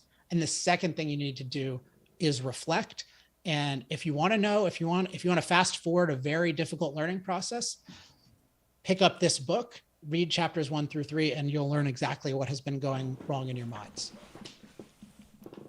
I love it. I would be politer in person. So I was too much in like the context of having friendly people here. But I talked to actually one of these top guys. I can't say who, but in like one of the absolute top guys in the world the other day. And everyone was at a group saying like, hey, asking these meager questions. And basically my question was, why are you so afraid of a climate crisis and not an energy crisis, given that we're far safer than ever from climate-related disaster, thanks to fossil fuels, but thanks to your net zero policies, we're having a global energy crisis. Like, I thought this needed to be clearly stated that obviously this guy was responsible, but nobody else seemed to think that was necessary. But if people are causing big problems in the world, you need to say that they are. And if you don't, believe me, they will not say that they are. Oh, they're not going to hold themselves accountable? Well, we should all aspire. Like, we should try to do that. And I made a promise to myself when I was 18 that even if I was wrong, if I discovered at 80 that I was really wrong about something I'd advocated my whole life, I would admit it to myself privately and publicly. So I would like to think that I would do that, but that is a hard thing to do. And there is no evidence that these elites, I hate that term, but like these people who are going to the World Economic Forum and treating it as this wonderful place, that these guys are at the height of self-awareness and introspection about their wrong policies and thinking. Alex, thank you for doing the work that very few people are willing to do and putting your neck and name out on the line. Hopefully YouTube doesn't cancel our channel after this very, very deep and thoughtful conversation. Yeah. Give Alex a follow on Twitter at Alex Epstein. Be sure to get your copy of Fossil Future. Be sure to give Alex a follow on all of his other channels as well to stay up to date with everything he has going on. Guys, we're going to cut to a quick commercial break, and we're going to be joined by Ansel for a new episode of Fed Watch. So stick around. And Alex, thank you again for joining us today. Thanks, guys. Thanks so much.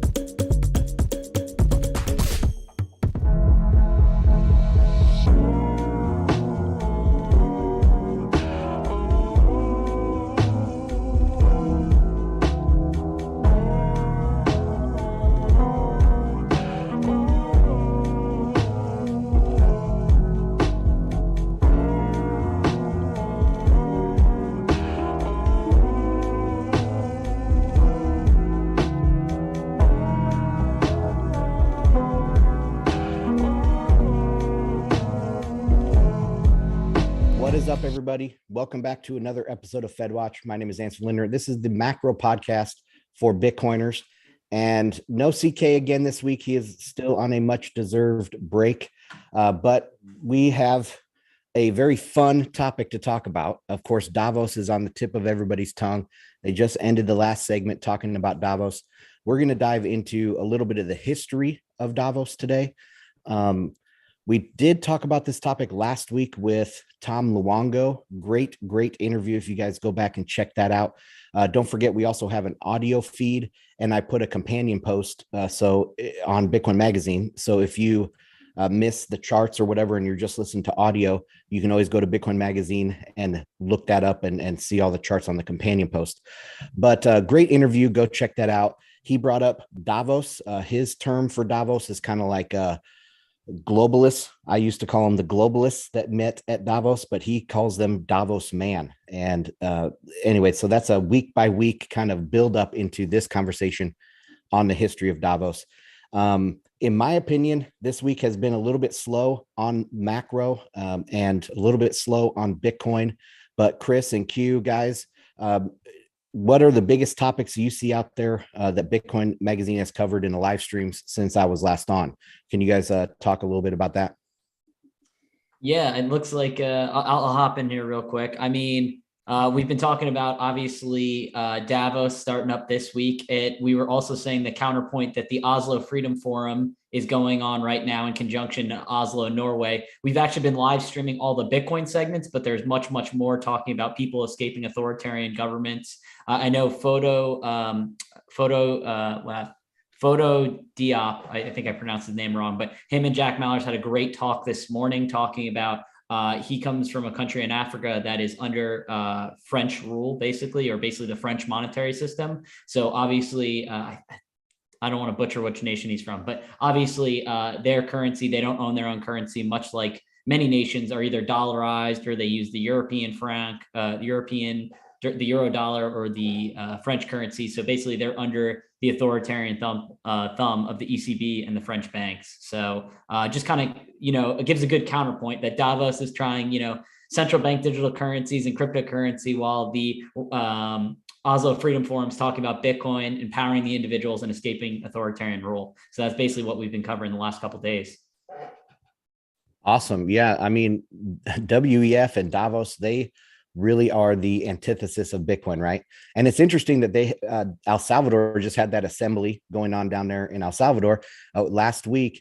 And I wrote about that on my newsletter last Friday about how it was just, I don't know if they planned that, if Bukele actually planned that it would be the week prior to Davos or not, or if it was just some sort of fate that it happened like that. But excellent contrast between what's going on in El Salvador and what's going on in Davos this week. But okay, let's jump right into this. This will be kind of the first in a series of historical look backs at things, because we do every once in a while have these slower weeks where not much is going on in Bitcoin and not much is going on in macro. No Fed policy talk or nothing going on with the ECB. So we do sometimes have these weeks like this. And I thought it would be a great use of time to look at international organizations and institutions like the IMF, the WEF, maybe the ECB, and the Fed even, and look at the history of these institutions. I think that would be really good for people out there. But this one, Davos, being that they're meeting this week, I said, hey, let's just jump into the Davos thing. So what is the World Economic Forum? They started back in 1971. Klaus Schwab was a business professor in Geneva, and he wanted to start this organization that was talking about stakeholder theory. That was his kind of pet theory back then. And every year they have a meeting in Davos, but it wasn't originally called the Davos meeting. It was called European Management Symposium. And they weren't even called the World Economic Forum. They were called the European Management Forum back until the mid 80s, when they became known as the World Economic Forum. But anyway, they meet every year from top leaders around the world, and they just discuss. They don't really have any huge milestones or policies that they enact like a government would. But they do have a few claims to fame over the 5 decades that they've been meeting. One is they claim to have played a pivotal role in the fall of the Berlin Wall and German reunification. In 87, they claim to have played a big role in the Turkey and Greece avoiding a war back in 1987. And I think that their kind of big highlight of all of their accomplishments over the decades was a handshake between Nelson Mandela and the white leader in South Africa back in 1992 that kind of ended apartheid, or was a symbol of ending of apartheid in South Africa. So all of those decades, and they just have a few things to show for it. So let's, can we pull up slide number 1? All right. So slide number 1 is just taking a look at their website. You can see their meeting is going on right now, and you can go and check out some of their live stuff. I haven't done this. I usually do like to go and watch kind of the enemy and see what the enemy is saying and doing, but I probably won't watch anything live. I'll just wait for the highlights of this. But then if you go slide 2, this is what they've been up to for 5 decades. So like I said, they haven't had any like big policy change, things that have changed the world, but they have done this Young Global Leaders group. And this is where they have young leaders from around the world. I think they do about 100 people a year or so. And they bring them in and they indoctrinate them in globalism and Marxism and environmentalism and all of these things. They have, in the history of this group, they have now graduated 1,400 people. And some of those people are located in offices as high as prime minister and presidents in different countries. They're also very high up in business, in environmental activism, in different positions within governments all around the world. So that these people, that this is what they've been doing over the years. Now, this really came to the forefront during COVID, because COVID was a very coordinated management of this global pandemic, down to the language used, right? So, and the experts that were listened to and the language used. I mean, this was a massively coordinated global effort. And people were wondering, how can they coordinate all this stuff, from mask mandates to travel mandates to lockdowns, to vaccine passports and everything. I mean, everything seemed to be coordinated. And that's when people really started talking about these young global leaders and how they have infiltrated a lot of the governments and large corporations in our world. Also during that time, in 2020, during the pandemic, Klaus Schwab released The Great Reset. And this was a book saying that the COVID-19 gave a great opportunity to remake the world, to reset capitalism in our own image, or in our the image that we want it to be in. So a very Marxian sound to it, right? With instead of saying revolution or a workers' revolution, they say the Great Reset. It still has the same kind of feeling to it. And a planned economy, a planned managed economy. Those are some of the buzzwords that you'll hear from the Great Reset. Also, other topics that they talk about all the time: environmentalism, coordinated globalism, or global policies. They like to coordinate everything down to the pollution, emission standards, everything. They also have this like ruling managerial class that they have experts within that they listen to. And they have like the presidents and these people that are in high positions, they will only listen to people within this managerial class. So it's a very socialist idea of managing the commanding heights of the economy.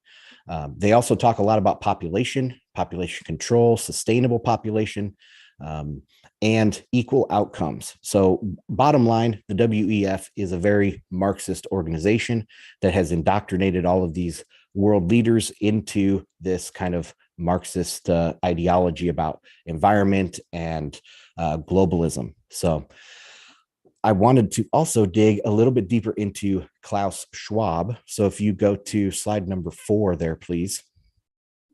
Klaus Schwab is, of course, the founder of the WEF, and his kind of ideological father was this Father Camara. He was a Catholic priest down in Argentina, I believe, first. Then they kicked him out of Argentina for having these Marxist ideas, trying to corrupt the youth, called it liberation theology. And then he went to Brazil. They kicked him out of Brazil for the same reasons. And he went to Chile. So he went all around South America preaching this Marxist ideology. Well, he was a direct influence on Klaus Schwab. Klaus Schwab had him speak in 1974. So I think it was the second symposium back even before it was called the WEF. It was called the European Management Forum. And so Father Kamara spoke back then. And it was kind of weird because, it was all of these kind of high up business people, high up world leaders, and then you bring in this priest to talk, and that just wasn't really normal. But Kamara was the first of many priests to speak at early World Economic Forum meetings. But there's also a connection here between Pope Francis and also other revolutionary Marxist people like this Paulo Freire that is very famous in the education circles. Has written a book that's the third most cited book in the social sciences. So he's a revolutionary Marxist, and they all trace their kind of ideological mentorship back to this Father Kamara in South America. So that just ties all into where I believe that the WEF is a branch of a Marxist kind of trilogy of education, religion, and business. And the World Economic Forum is the business end of things. All right, let's go to the next slide. Okay, so the WEF has talked about Bitcoin several times throughout the years. They don't really mention it too much. But you can see this is just a tweet that I found back in 2018 on the left here, hidden costs of Bitcoin, and they talk about proof of work versus proof of stake. They consistently attack proof of work because of obviously their environmentalism is a huge key pillar of their framework. But then just this last year, this famous tweet came out where they were trying to talk about, we can make Bitcoin proof of stake and it will save 99.9% of the carbon footprint. And look, the Bitcoin will it says Bitcoin alone could help push global warming above 2 degrees Celsius. So they're attacking Bitcoin on this environmentalist stance. But as they're attacking Bitcoin, they're also promoting CBDCs and stablecoins. So if you can go to the next slide. This is back in November of 2021, they came out with a series of white papers that talked about, they called it digital currency, but really they talked about stablecoins. And I wanted to read a little segment of this here. So the Digital Currency Governance Consortium, DCGC, convenes more than 85 organizations from the public sector, private sector, civil society, and academia to provide a global perspective towards addressing high priority policy and governance issues surrounding new forms of digital currency. DCGC has focused its initial phase of work on CBDC and price stabilized cryptocurrencies referred to as stablecoins. So you can see that they are big into stablecoins and CBDCs, just like we see at the ECB, the IMF. They all sound the same, that they're going for CBDCs. I don't have a slide here for this, but I wanted to read an excerpt from an article I found on this morning that came out of Davos, and it was from a few people here. First off, the Davos meeting, it's interesting that they are kind of being overwhelmed by a presence of the Bitcoin industry there. So I'll just quote from this article and I'll link it down in the show notes. It's from a rival publication, so I don't want to, talk about it by name here. But crypto Bitcoin advocates opened the parties up on Sunday with Bitcoin pizza stalls and blockchain pavilions with flashy banners lining the famed promenade. So I guess they have a promenade in front of the main hotel that they do the Davos stuff in. And it was all full of Bitcoin and Bitcoin related booths and things, just probably very similar to the Bitcoin conference down in Miami there. Let's see, Jeremy Allaire, he is the CEO of Circle. And I call him an enemy of Bitcoin because he talked about Bitcoin failing years ago. Then he came back after a few years and started USDC, the stablecoin from Circle. And also Brad Garlinghouse, he's the CEO of Ripple, who's also an enemy of Bitcoin and in a big fight with the SEC right now. But they were on a panel together and they discussed remittances at the conference. So not only what I'm trying to set up is here is not only is Bitcoin really influential outside the people side of this conference, the outside part, but also it is being talked about heavily on the inside. Continuing down here, a panel featuring NASDAQ CEO Adina Friedman, PayPal CEO Dan Schulman, U.S. Senator Pat Toomey, and economist Jason Furman, purportedly focused on the future of the U.S. economy, continued the discussion on Bitcoin. Quote, for a lot of countries around the world, digital central bank currencies, CBDCs, might make sense. I don't think the United States needs to do them, said Furman, an economics professor at Harvard University. Toomey mentioned a bill that he introduced to regulate stablecoins, asking about the role of a CBDC in a world where private stablecoins flourish. Quote, I think we ought to have a framework that allows privately issued stablecoins to thrive in a rational framework, and if that happens, I'm not sure how much we need a digital dollar, he said. So that about wraps up this this article, but I wanted to make sure that I pointed out that not only are they talking about it outside, but they're talking about it inside. It's really taking over the conversation there at Davos, and we'll probably hear a lot more about CBDCs this week out of Davos. Might even see some attack ads from the World Economic Forum against Bitcoin and Bitcoin mining, but it's definitely on the forefront of everyone's minds. So that is all I have on the history of the World Economic Forum and the current goings on there. Chris, do you have any comments, questions, concerns? No, I think you did a good job summing it up. That's, I guess, obviously they're going to start pushing central bank digital currencies, or at least that's what we're predicting. I think they're definitely going to push the climate crisis and stuff. But I guess with everything being so uncertain from an economic and macro landscape background, like obviously people don't really care outside of their bubble, whether it's their home, their community, their society. Like, and I don't know if central bank digital currencies are ready outside of China. I guess, how do you think that they're going to try and leech onto the minds of the everyday person, if you'd call it, or it seems like we're on the economic collapse and CBDCs aren't ready to give people free money is basically what I'm getting at. So what do you think they're going to do over these next 2 years or so to try and get in the forefront of people's minds? Well, I think, yes, in China, they do have the CBDC that is still a pilot program. They haven't rolled it out everywhere, but they're doing a pilot program with a couple 100 million people, which is pretty much a whole country. But there's also other ones, like Barbados has their own CBDC that they've come out with. Other countries, I think, have come out with or experimenting, but they're very minor economies.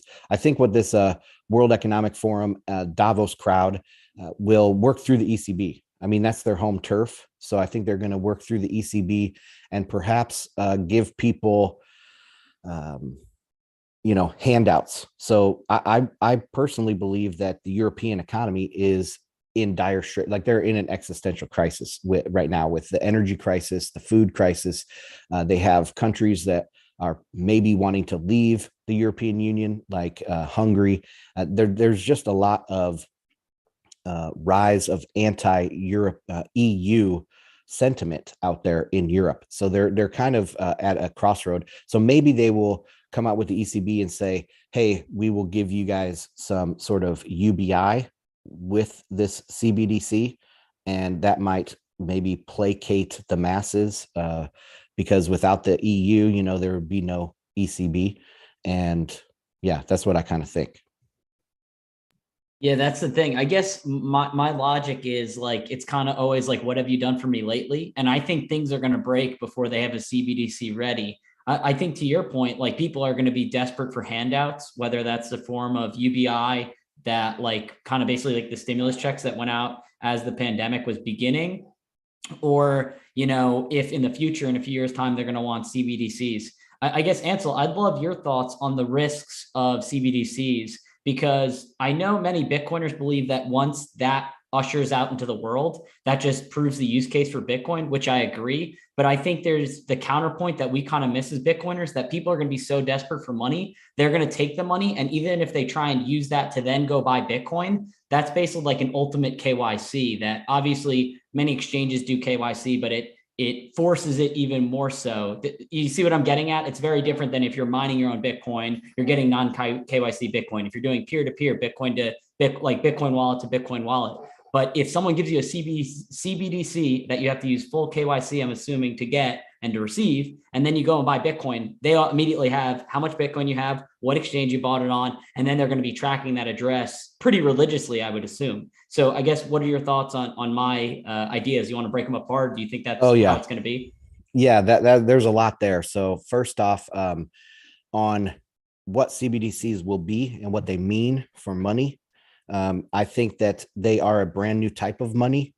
They are not like the traditional, what we know of as government issued banknotes, or even what we know of as the euro, these digital dollar or digital euros or digital dollars that exist in your bank account.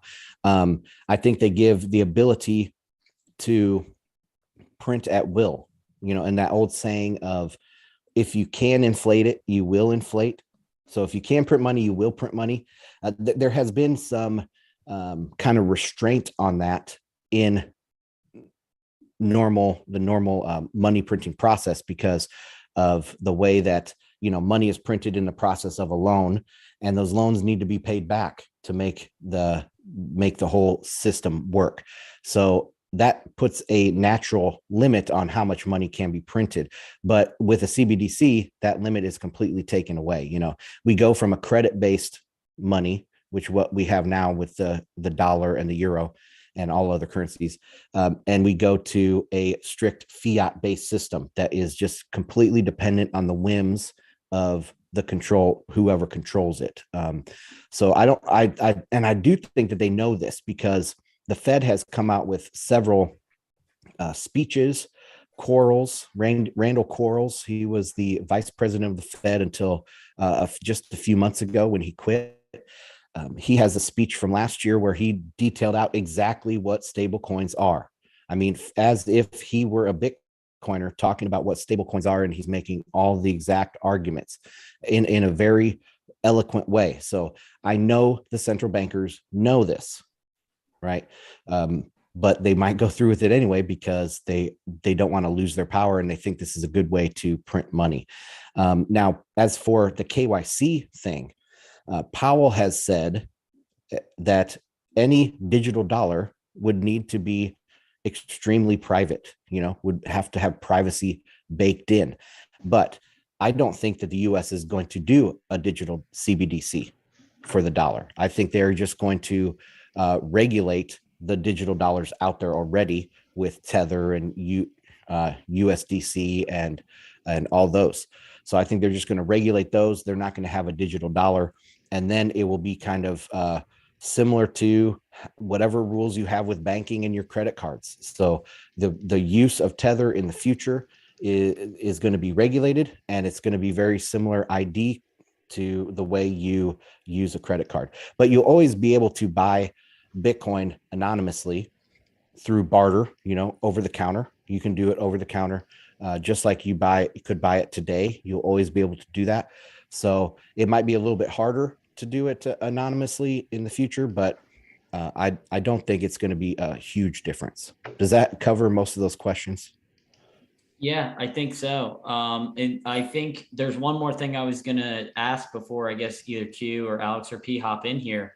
So obviously the Fed is in full combat inflation mode, obviously, with the 2 hikes, saying that they're probably going to hike another 50 basis points, saying that 75 basis points is off the table. That remains to be seen whether they do that or not. But we're already seeing the cracks in the economy. What I mean by that is Twitter is in a hiring freeze, potentially layoffs. I know that's, mixed in with the news of Elon potentially buying it. Meta has said that they've implemented a hiring freeze, as well as Snapchat is slowing their hiring process. A lot of these big tech companies, as well as many other big corporations, are seeing their stocks down, record lows, NASDAQ's down, S&P's down, obviously Bitcoin, cryptocurrency industry's down. The bonds look like it's inversing. while I said all of that all at once, obviously the Fed has two things that they're always trying to combat. One is inflation, or they set a target of 2% inflation year over year. Obviously, we're running well hot of that. We as Bitcoiners say it's higher than the 8.3% it's showing right now, but that's what their latest numbers are showing based on CPI. What happens, like we're saying their backs up against the wall. What if we see the inversion of, while they're trying to fight inflation, raising interest rates, making the cost of capital more expensive, that all of a sudden we see layoffs, we see people losing jobs. They're kind of a dual mandate of, not only are they looking at 2% inflation as their normal target, but what about if we see mass layoffs and we go into a full-blown recession and ultimately a depression of people losing their jobs and not having enough work out there in order to combat this? I guess what do you think that their thoughts would they do? Would they unravel the basis point hikes? Do they peg it back to zero? I guess what are your thoughts there, Ansel? Well, first off, I mean, yeah, this is exactly what the Fed's dealing with. They're sitting around their FOMC table and they're asking each other these same sort of things, like, what if we do this? What will happen here? Blah, blah, blah, blah. But yeah, the economy is slowing down. I think we are in recession. The first quarter was already a negative GDP print. I think the second quarter is going to be even more negative. On top of what you said there about all those big companies, I saw Amazon is trying to unload like 1 million square feet of warehouse space. So, I mean, everybody is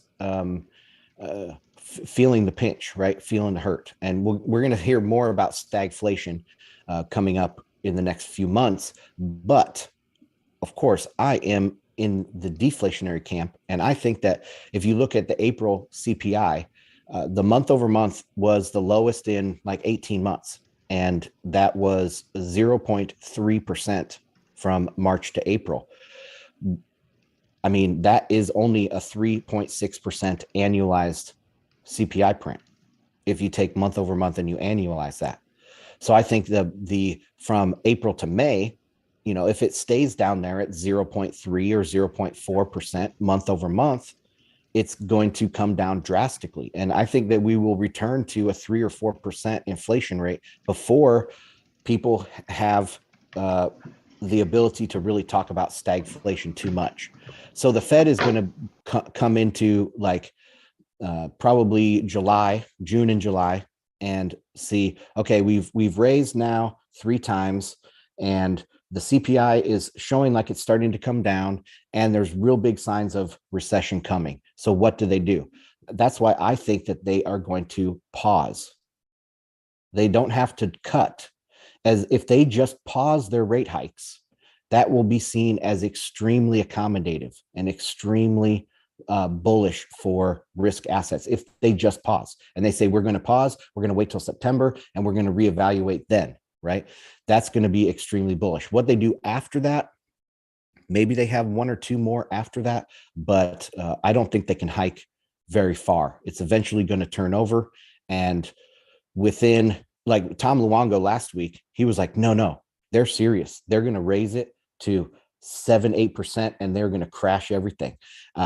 I don't buy that. I think that they are going to try to play the middle road. Powell's going to try to play the middle road, appease both sides, put some sort of soft landing on the economy by pausing instead of continuing to hike. So we'll see where that goes. But in 2 years from now, we'll be back at zero. That's my opinion. Ansel, I hate to say it's funny because it's not, but in my mind, I see almost this cartoon of Jerome Powell trying to put out some water that's spouting into his boat. And this water, the first hole was unemployment. And he goes and he covers that up. And then all of a sudden behind him, inflation started popping up. And then you bring up something that I'm in full agreement with you, that we're going to get negative GDP this quarter we're in now, fully triggering a recession. And that will then be sort of this third spigot spewing water into the boat as Powell and the team are dealing with inflation. You mentioned, Tom Longo has mentioned, and I'm kind of curious, maybe walk us through the different things that they have to consider right now when they say, hey, if we continue to raise rates, at least we'll combat inflation. We may have a negative impact on unemployment. We we may have a negative impact on GDP, but maybe there's a threshold they're willing to stomach in order to combat this inflation. I'm curious your thoughts of, are they going to be so solely focused on inflation, or will something as bad as a full blown, based on GDP going down 2 quarters in a row, we are in a full blown recession, let's reevaluate? Would that be something enough for Powell and the team to say, maybe just pause, or maybe let's reverse action, reverse course? Yeah, well, they are guided by their dual mandate, and that is, of course, that's maximum employment. They say maximum, not full employment, because they don't want to be pinned down on like what is full employment and whatever, but maximum employment and stable prices. Now, the 2% target is fungible, or like it can move around a little bit. They never had, like, for many years, it wasn't 2% until it was, right? And then it was just 2%, not symmetric. So if it was over 2%, they would act, but not if it was under 2%. But then about, I think it was Yellen came in with a symmetric 2%. So that means that if it's under 2%, they'll try to get it higher. And if it's over 2%, they'll try to get it lower. But this is a policy that is just kind of a stated policy. It's not in their mandate. So they can fudge around with that. Perhaps they say, we're shooting for a 2 to 3% inflation target, right? Or I think we've overshot enough. Now we're going to fudge with some other of these. They're not technically part of the mandate. They're just like what they have stated as policy. So there are a few things that the Fed can do in that regard, to kind of tweak what people think of as normal. Now, we have heard from the Fed, a few Fed people in the recent weeks talking about what they think is normal. Like, what if we get back to 5%? Is that normal? Long term, is that neutral? I guess is the term. Neutral is 5%. Now we're hearing more and more lower targets. So they're starting to say, no, I think it's 3% is the neutral rate that we should kind of go for. And I'm talking about Fed funds rate here. So yeah, there's a few different things that they can tweak that don't involve their mandate, but their mandate definitely is the thing that guides them in what their decisions that they try to make is supposed to be maximum employment and stable prices.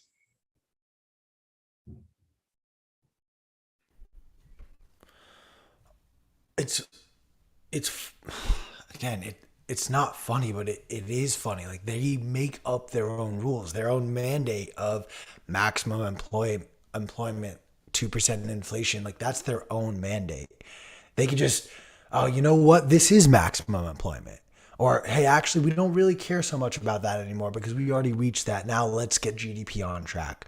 Or we're going to change inflation so we're not worrying about oil costs because oil is based on some outside forces no longer in our control.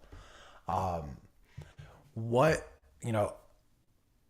oil is shooting up yet again, and I'm curious of your thoughts of what, if anything, the Fed may try to call on Congress to do with the rising cost of oil in particular. If anything, we've seen Powell in the past call upon Congress to take action or pass legislation to no avail. I'm curious if you're expecting anything in the context of oil. Well, the price of oil is set, by supply and demand, and the government can come in and do things that curtail supply, like sanction one of the largest oil producers in the world. They can also close down pipelines in the largest oil producer in the world. So they can do a lot of things like that can hurt the supply side. But, I think we've seen the maximum extent of supply side degradation, and now we're going to see the demand fall. So if you have lower demand, right, if supply is falling faster than demand, then the price is going to go up. But if demand is falling faster than supply, you can actually see in a deflationary environment, you can see the price of oil go down. So I'm expecting demand to fall off pretty dramatically, and this is a global demand.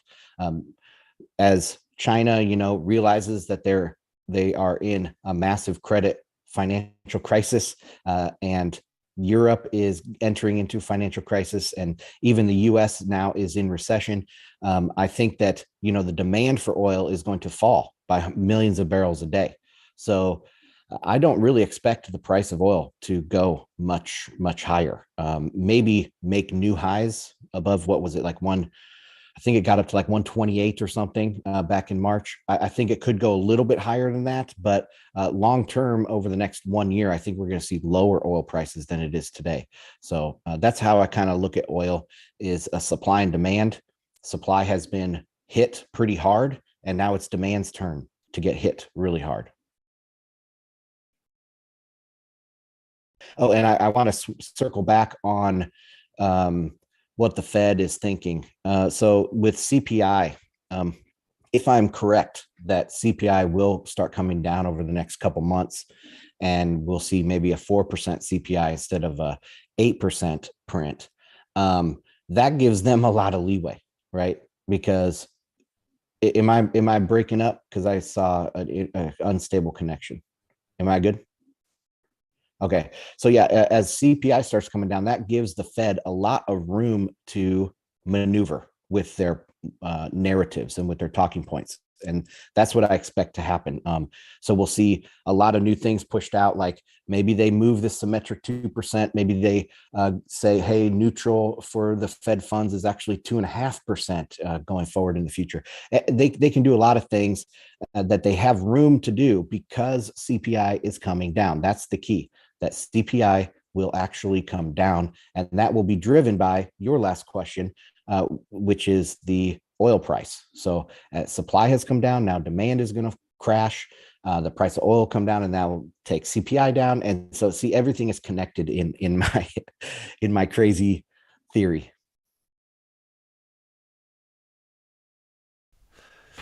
It's a wild time, to say the least. Is there anything from the more, maybe I'll start with the House and then move on to the White House, but I'm curious if you're paying attention to anything out of either of those camps, as far as any new money coming in or what they're trying to push forward, that may impact money supply or just general GDP and inflation.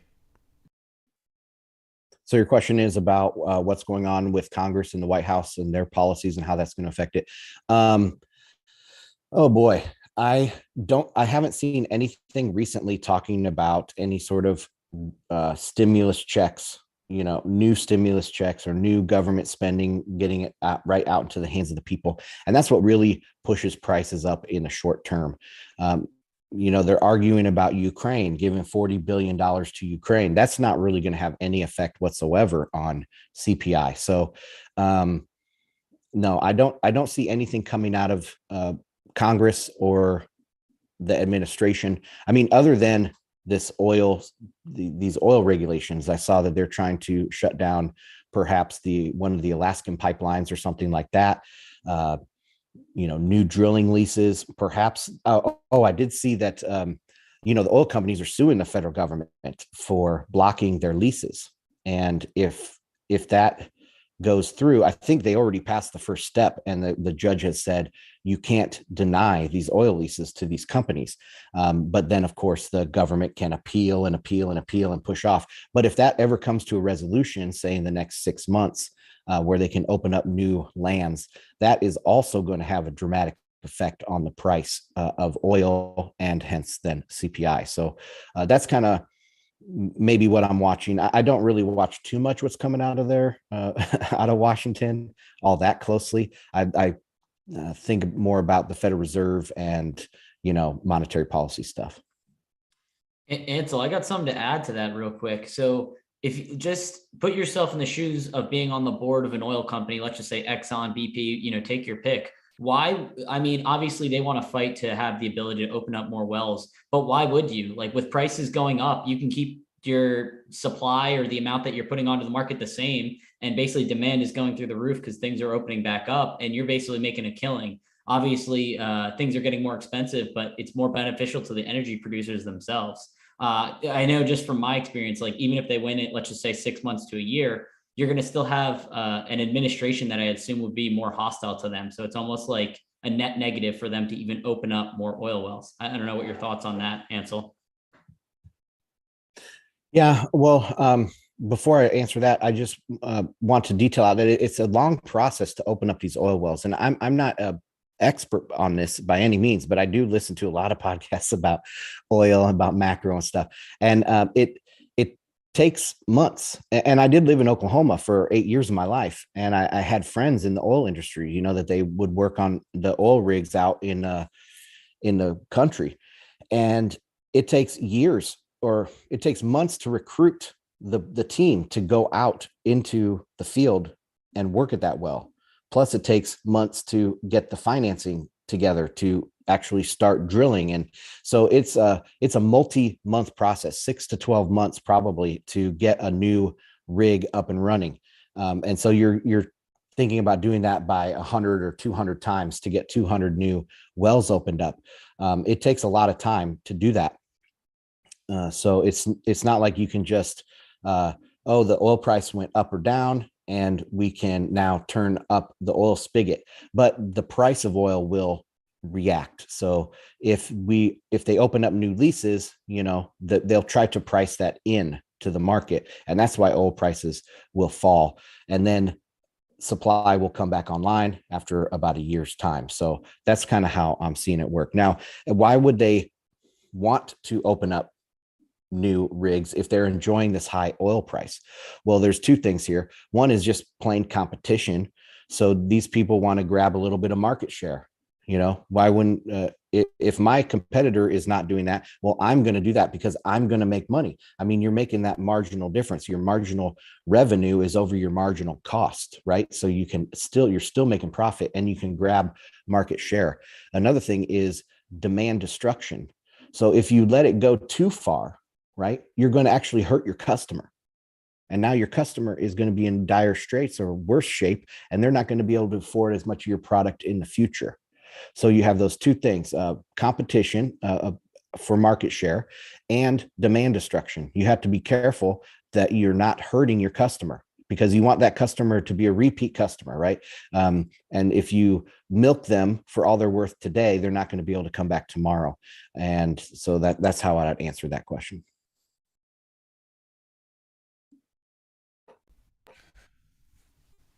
And so I'm curious, you put a really long time horizon of 2 years until we get back down to zero. And I'm curious what you think maybe the highs we can expect to see the Fed reach. We've seen some numbers get thrown around. Tom Long threw something as high as 7. I believe it was Stanley Drunken Miller said that they can't go above 4%. Like they just like it's not feasible based on the debt and the payments on that money.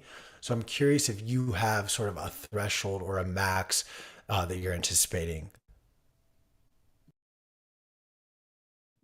All right. I don't know. I think that they will pause after the next hike. So that would be a range of 1.25% to 1.5%. And then after that, perhaps by the end of the year, they could get one more or even two more 25 basis point hikes in, perhaps. And so that would bring it up to the high side of the range to 2%. And I think that's probably as far as they can go if they get there. I don't know if they can, but I see global recession coming. I mean, if they hike, if they continue hiking like this up to 7%, they're going to be exposed, I believe, because I don't believe that the rate hikes do anything. They just follow what the market does. So the rates are going to get there before the Fed moves. And if the 5-year starts coming down, we already see the 10-year starting to come down. I think it was 2.8% today. If the 5-year comes down to below 2%, the Fed funds rate is not getting over 2%. So we can kind of look at those interest rates of the treasuries, the yields, and see where the Fed is going. But yeah, I think a theoretical maximum of 2%, but they might even stop at 1.5%. I'm curious if you like what obviously we would I think all do a lot of things differently than what the Fed is currently doing, but in the current scenario right now, what would you feel most comfortable doing would you, if you had the power to just take it back down to zero, take us back down to zero, would you be raising rates right now? How would you be approaching this situation? If I were Jerome Powell, I would. I mean, so my understanding of the way the Fed works is it works by narratives, right? And so you have to try to build up the economy. You have to try to build up that economy. And yeah, Chris said retire. Well, that's what Ron Paul said he would always do if he got elected president. It's the second day he would retire or something like that. But the whole driving thing is the narrative. And so you have to build this narrative up to be positive. I don't know. That's a very good question. I would probably retire, or I would start trading on insider trading knowledge. No, I'm kidding. I was about to say, what do you mean start trading on insider trading knowledge? Ansel, give everyone a reminder on how they can subscribe to Bitcoin and Markets and where else you have all the stuff you're working on coming out. Yeah, thanks for once again doing these live streams, guys. This is amazing. I'm super glad that I'm part of this. You can follow me on Twitter at Ansel Lindner. I recently passed 20,000 followers, so that's pretty exciting. And on my website, bitcoinandmarkets.com, I do multiple posts a week, including another podcast and a free weekly newsletter. So go subscribe to at least the free tier over on bitcoinandmarkets.com. And that's all I got, guys. Thanks. Thanks so much. Thank you, Ansel. Thank you, everyone. Stick around through this commercial break, and then we're going to have news and notes. And remember, use promo code FOMO. Get 10% off of everything at the Bitcoin Magazine store, including the Bitcoin Pizza Day shirts, which are going to be retired in about 40 minutes. So if you did not get your Bitcoin Pizza Day shirt, be sure to snag that before we take that off the store.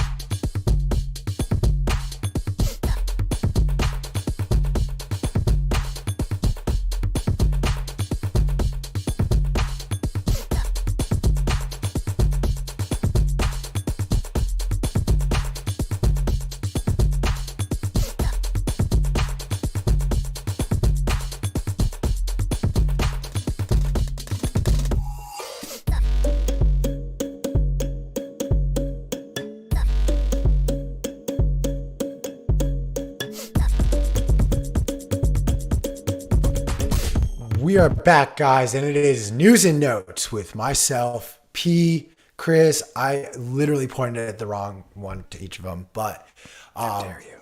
It's Oslo Freedom Forum time, as well as I don't know what is a culmination of like all of the supervillains. What was that called? A conference in Davos, No. the World Economic Forum. Yes, but like. No, I was trying to think of like The cavalcade of chaos. the opposite of Justice League. The Injustice League. The Injustice League. Okay, yeah. The Injustice League, also known as Davos, is going on right now. That's right. So which one do we want to talk about first? Oslo? Do we want to start with good news or do we want to start with bad news? Bad news, then go good news. Bad news? All right, so let's go to Davos. Chris, what you are a resident WEF hater. Talk to us a little bit about just the goings on. I would like to kick it off with that clip about the Pfizer CEO talking about how there's going to be a new technology introduced in vaccines that essentially allows for them to confirm if you've taken it or not to like further add compliance to the equation. And like, mind you, this was the clip circulating on Twitter. I did not go watch the whole thing, so it's very well out of context. But like, also, I don't give a fuck what context that is. Like, god damn it. Like, you are literally a supervillain. You know that makes it even worse. I'm glad you brought up that clip. That's actually right where I wanted to go. That clip's actually from 2018 or 2019. So he said that before the pandemic even started. And it was so funny. So on Twitter, people are like, look at this clip that he recently said. And people are like, it's actually worse because Pfizer, I think even, or what's his name? Albert, whatever, Albert, whatever. The CEO of Pfizer was basically like, oh no, I didn't say that like this year. I said that in 2019 or 2018. So it's like, it's even worse. You're like, okay, so you've been thinking about this for years and you're trying to implement this. Yeah, no, it's, what's to say about them? They're just nasty people. You could read up on Klaus Schwab. He's a Rothschild, or at least his mother was. That's why he's got a different last name. What else is there? Oh yeah, that like I do want to point out. I think that clip was about like medication compliance, not necessarily like biomarkers that you could track in someone's. I thought it was, but maybe it was. Maybe it wasn't.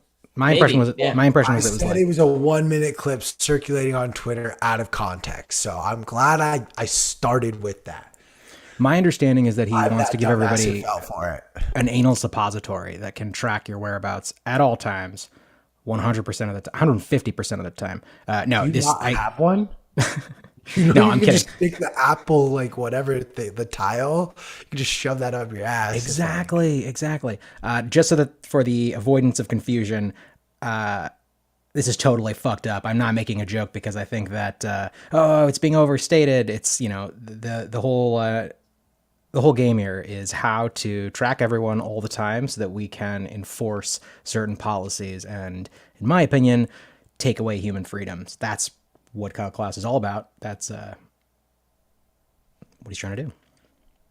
yeah. So cool. Now that I brought up something from Davos in like 2018 or 2019, Chris, do you have anything from this year's Davos? Behind the eight ball as usual.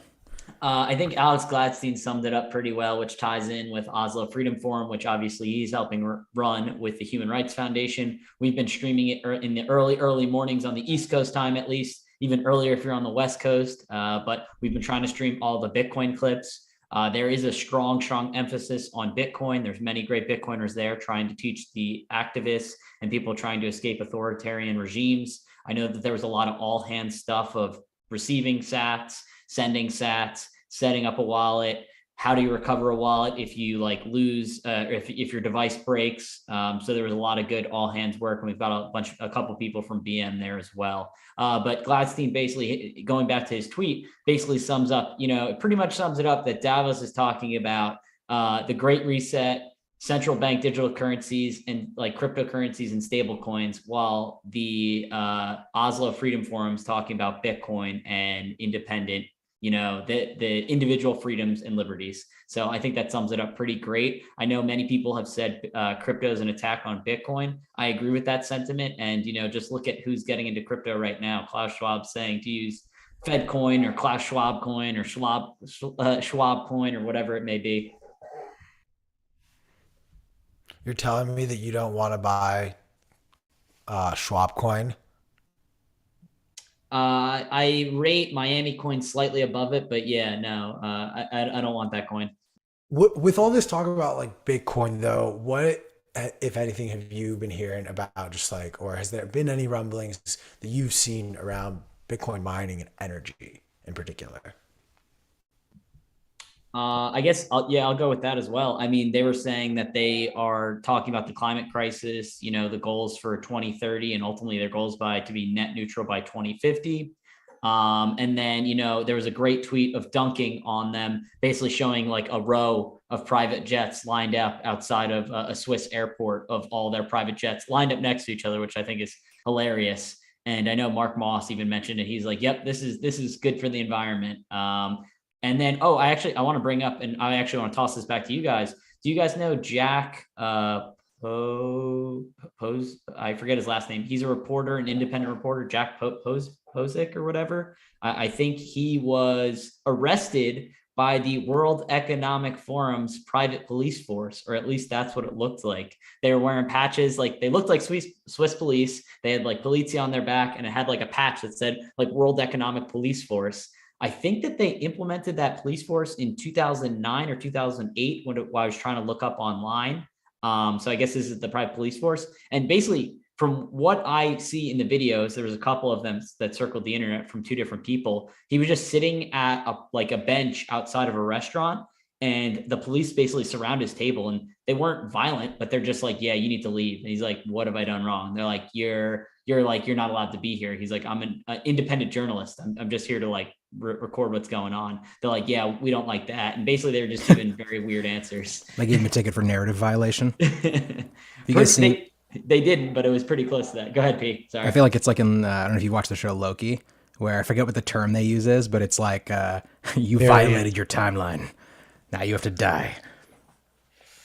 You became a variant. Yes, you're a variant. You're an unacceptable variant. God forbid you be a thoughtful thinker, free thinker, and not buy into any bullshit narrative that's spoon fed to you by the powers that be. God forbid. But let's move on to some good news, unless anyone in the chat wants to throw a question or try to talk shit on Davos and give us a shit talking spiral for P to go down. As Chris mentioned, there are numerous members of Bitcoin Magazine that are over in Oslo. Shout out, Aaron Mills, Germano, Matt Odell, Gladstein, who's helping to organize the event, a big contributor to the Bitcoin Magazine family as well. Michael Saylor, I believe, is over there too. And we're hearing a lot both, from the business side, but as Chris mentioned, like, this isn't just a Bitcoin conference. This is very much a conference for freedom. And with that in mind, like, this goes hand in hand with Bitcoin. Alex Gladstein's been on the forefront of, sharing these stories of people all around the world and helping them see how Bitcoin actually does solve the problems for them. I'm very bullish on this event. I think this could be a nice, not necessarily catalyst for adoption, but just growth of the network, growth of the user base, have people gain a deeper understanding of what actually this technology is and how it can help them on a day-to-day basis. I'm curious if either of you are looking for anything in particular. We heard Jimmy Song talk about how he's going to be talking at the conference. They're going to be debating. Actually, he's going to be debating with a very anti-Bitcoin person. And that's something that I think I'm also really excited about. That Gladstein mentioned is, there are people that are very skeptical on Bitcoin that will share the stage with Bitcoiners and that will challenge a lot of these ideas. And, we'll see how the Bitcoiners' responses are met. P, you got anything else to add? No. No, I'll let you go first, and then I'll derail the conversation as I always do. All right. Sounds good. Yeah, no, I think it's a great point. There's a lot of great prominent Bitcoiners that are there helping explain what it works, how it works, how to do it. I think we realize, or we think as Bitcoiners, we are very early, which is true. But when you are this early, like I like to believe all of us, on this call have a pretty robust understanding of setting up a wallet, sending a payment, receiving a payment, how it works generally. I mean, it's part of our jobs, but for the layperson, they have no idea what a private key is. They don't know what a public key is. I think the nomenclature for a lot of Bitcoin really sucks personally. Like if you're new and you're like, what's a UTXO or like a private key? Like, is this a physical key? And like the Bitcoins, like I know there's a great video of Dave Portnoy from, I think 2017 or 2018. He's like, how do I grab the Bitcoins? Like, what is this? Like, I don't know. It's just not very easily explained. And I know there's a lot of confusing terms in it. So I know that they're doing a great job there for helping people understand what Bitcoin is, how it works, and basically how it operates. I guess, P, what are your thoughts?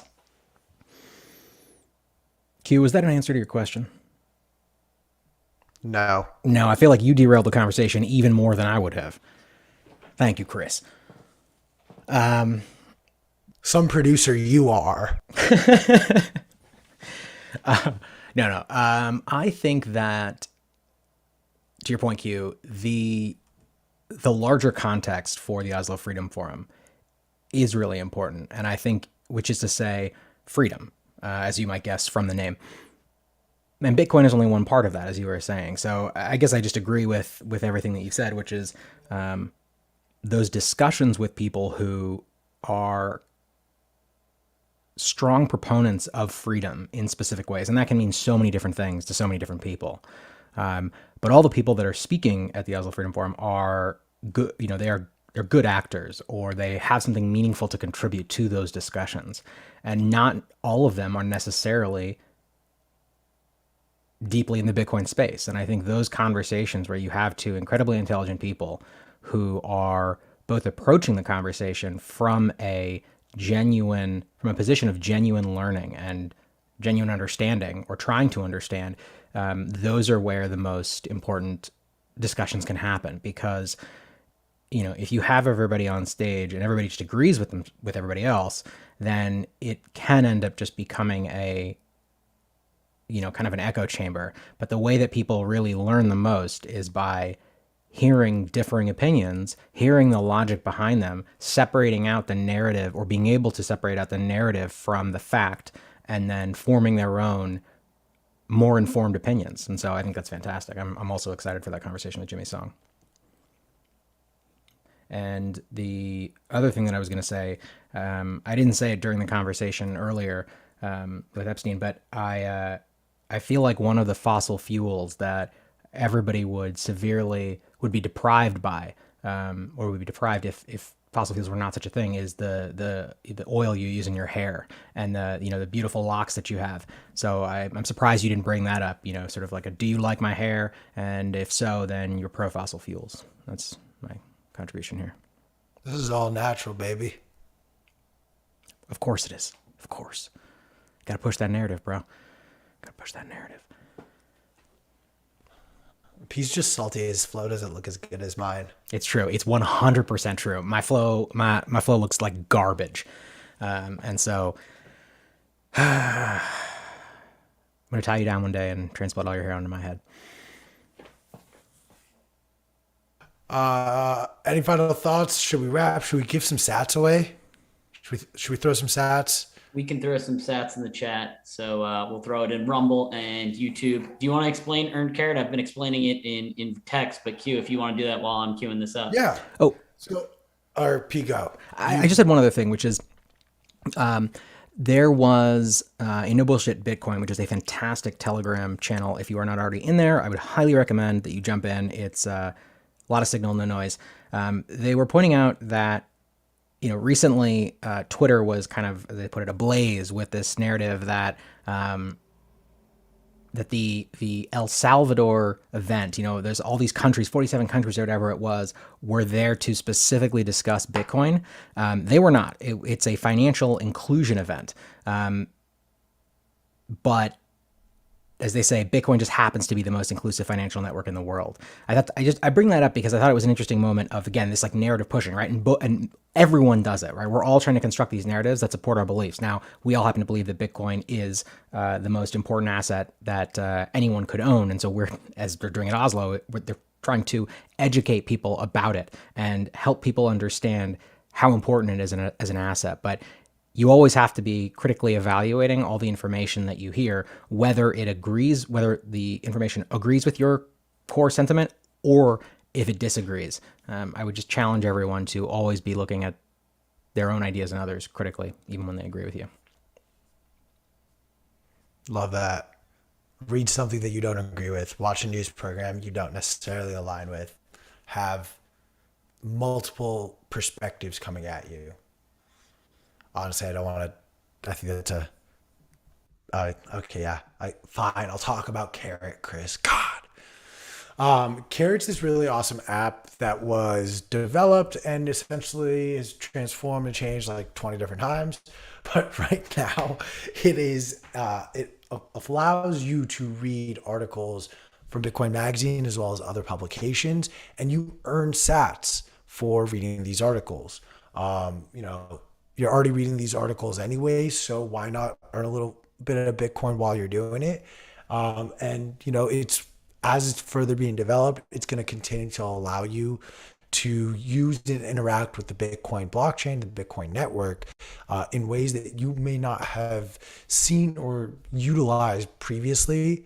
So I highly recommend you check out the app. It's a really fun way to just, earn money while you read. Cool. So the camera's still on me. Um, Also, reminder, Bitcoin 2023 tickets are on sale now. I would highly recommend you get those tickets. Ticket prices did go up on Friday at midnight. You snoozed, you lost. These ticket prices are now a little bit more. I believe it's $350 for a GA ticket. Go ahead, lock in those tickets. This is it. They're not going to be cheaper than this anymore. I'm telling you that right now. Y'all messed up. And of course, use promo code FOMO, get 10% off of everything in the Bitcoin Magazine store, including the latest issue of Bitcoin Magazine, the Moon Mag, Alex Gladstein's book, Check Your Financial Privilege, or the Bitcoin Pizza Day shirt, which will be going offline in about 20 minutes, limited release. So be sure to grab your shirt now before we take it off. And any Bitcoin 2022 merch that we have not sold out of is still available, but only for a limited time. We've slowly been selling out of a couple of things. So be sure to check that out before we run out. Chris, can I wrap? Stay humble, stack stats. We'll see you tomorrow. Peace.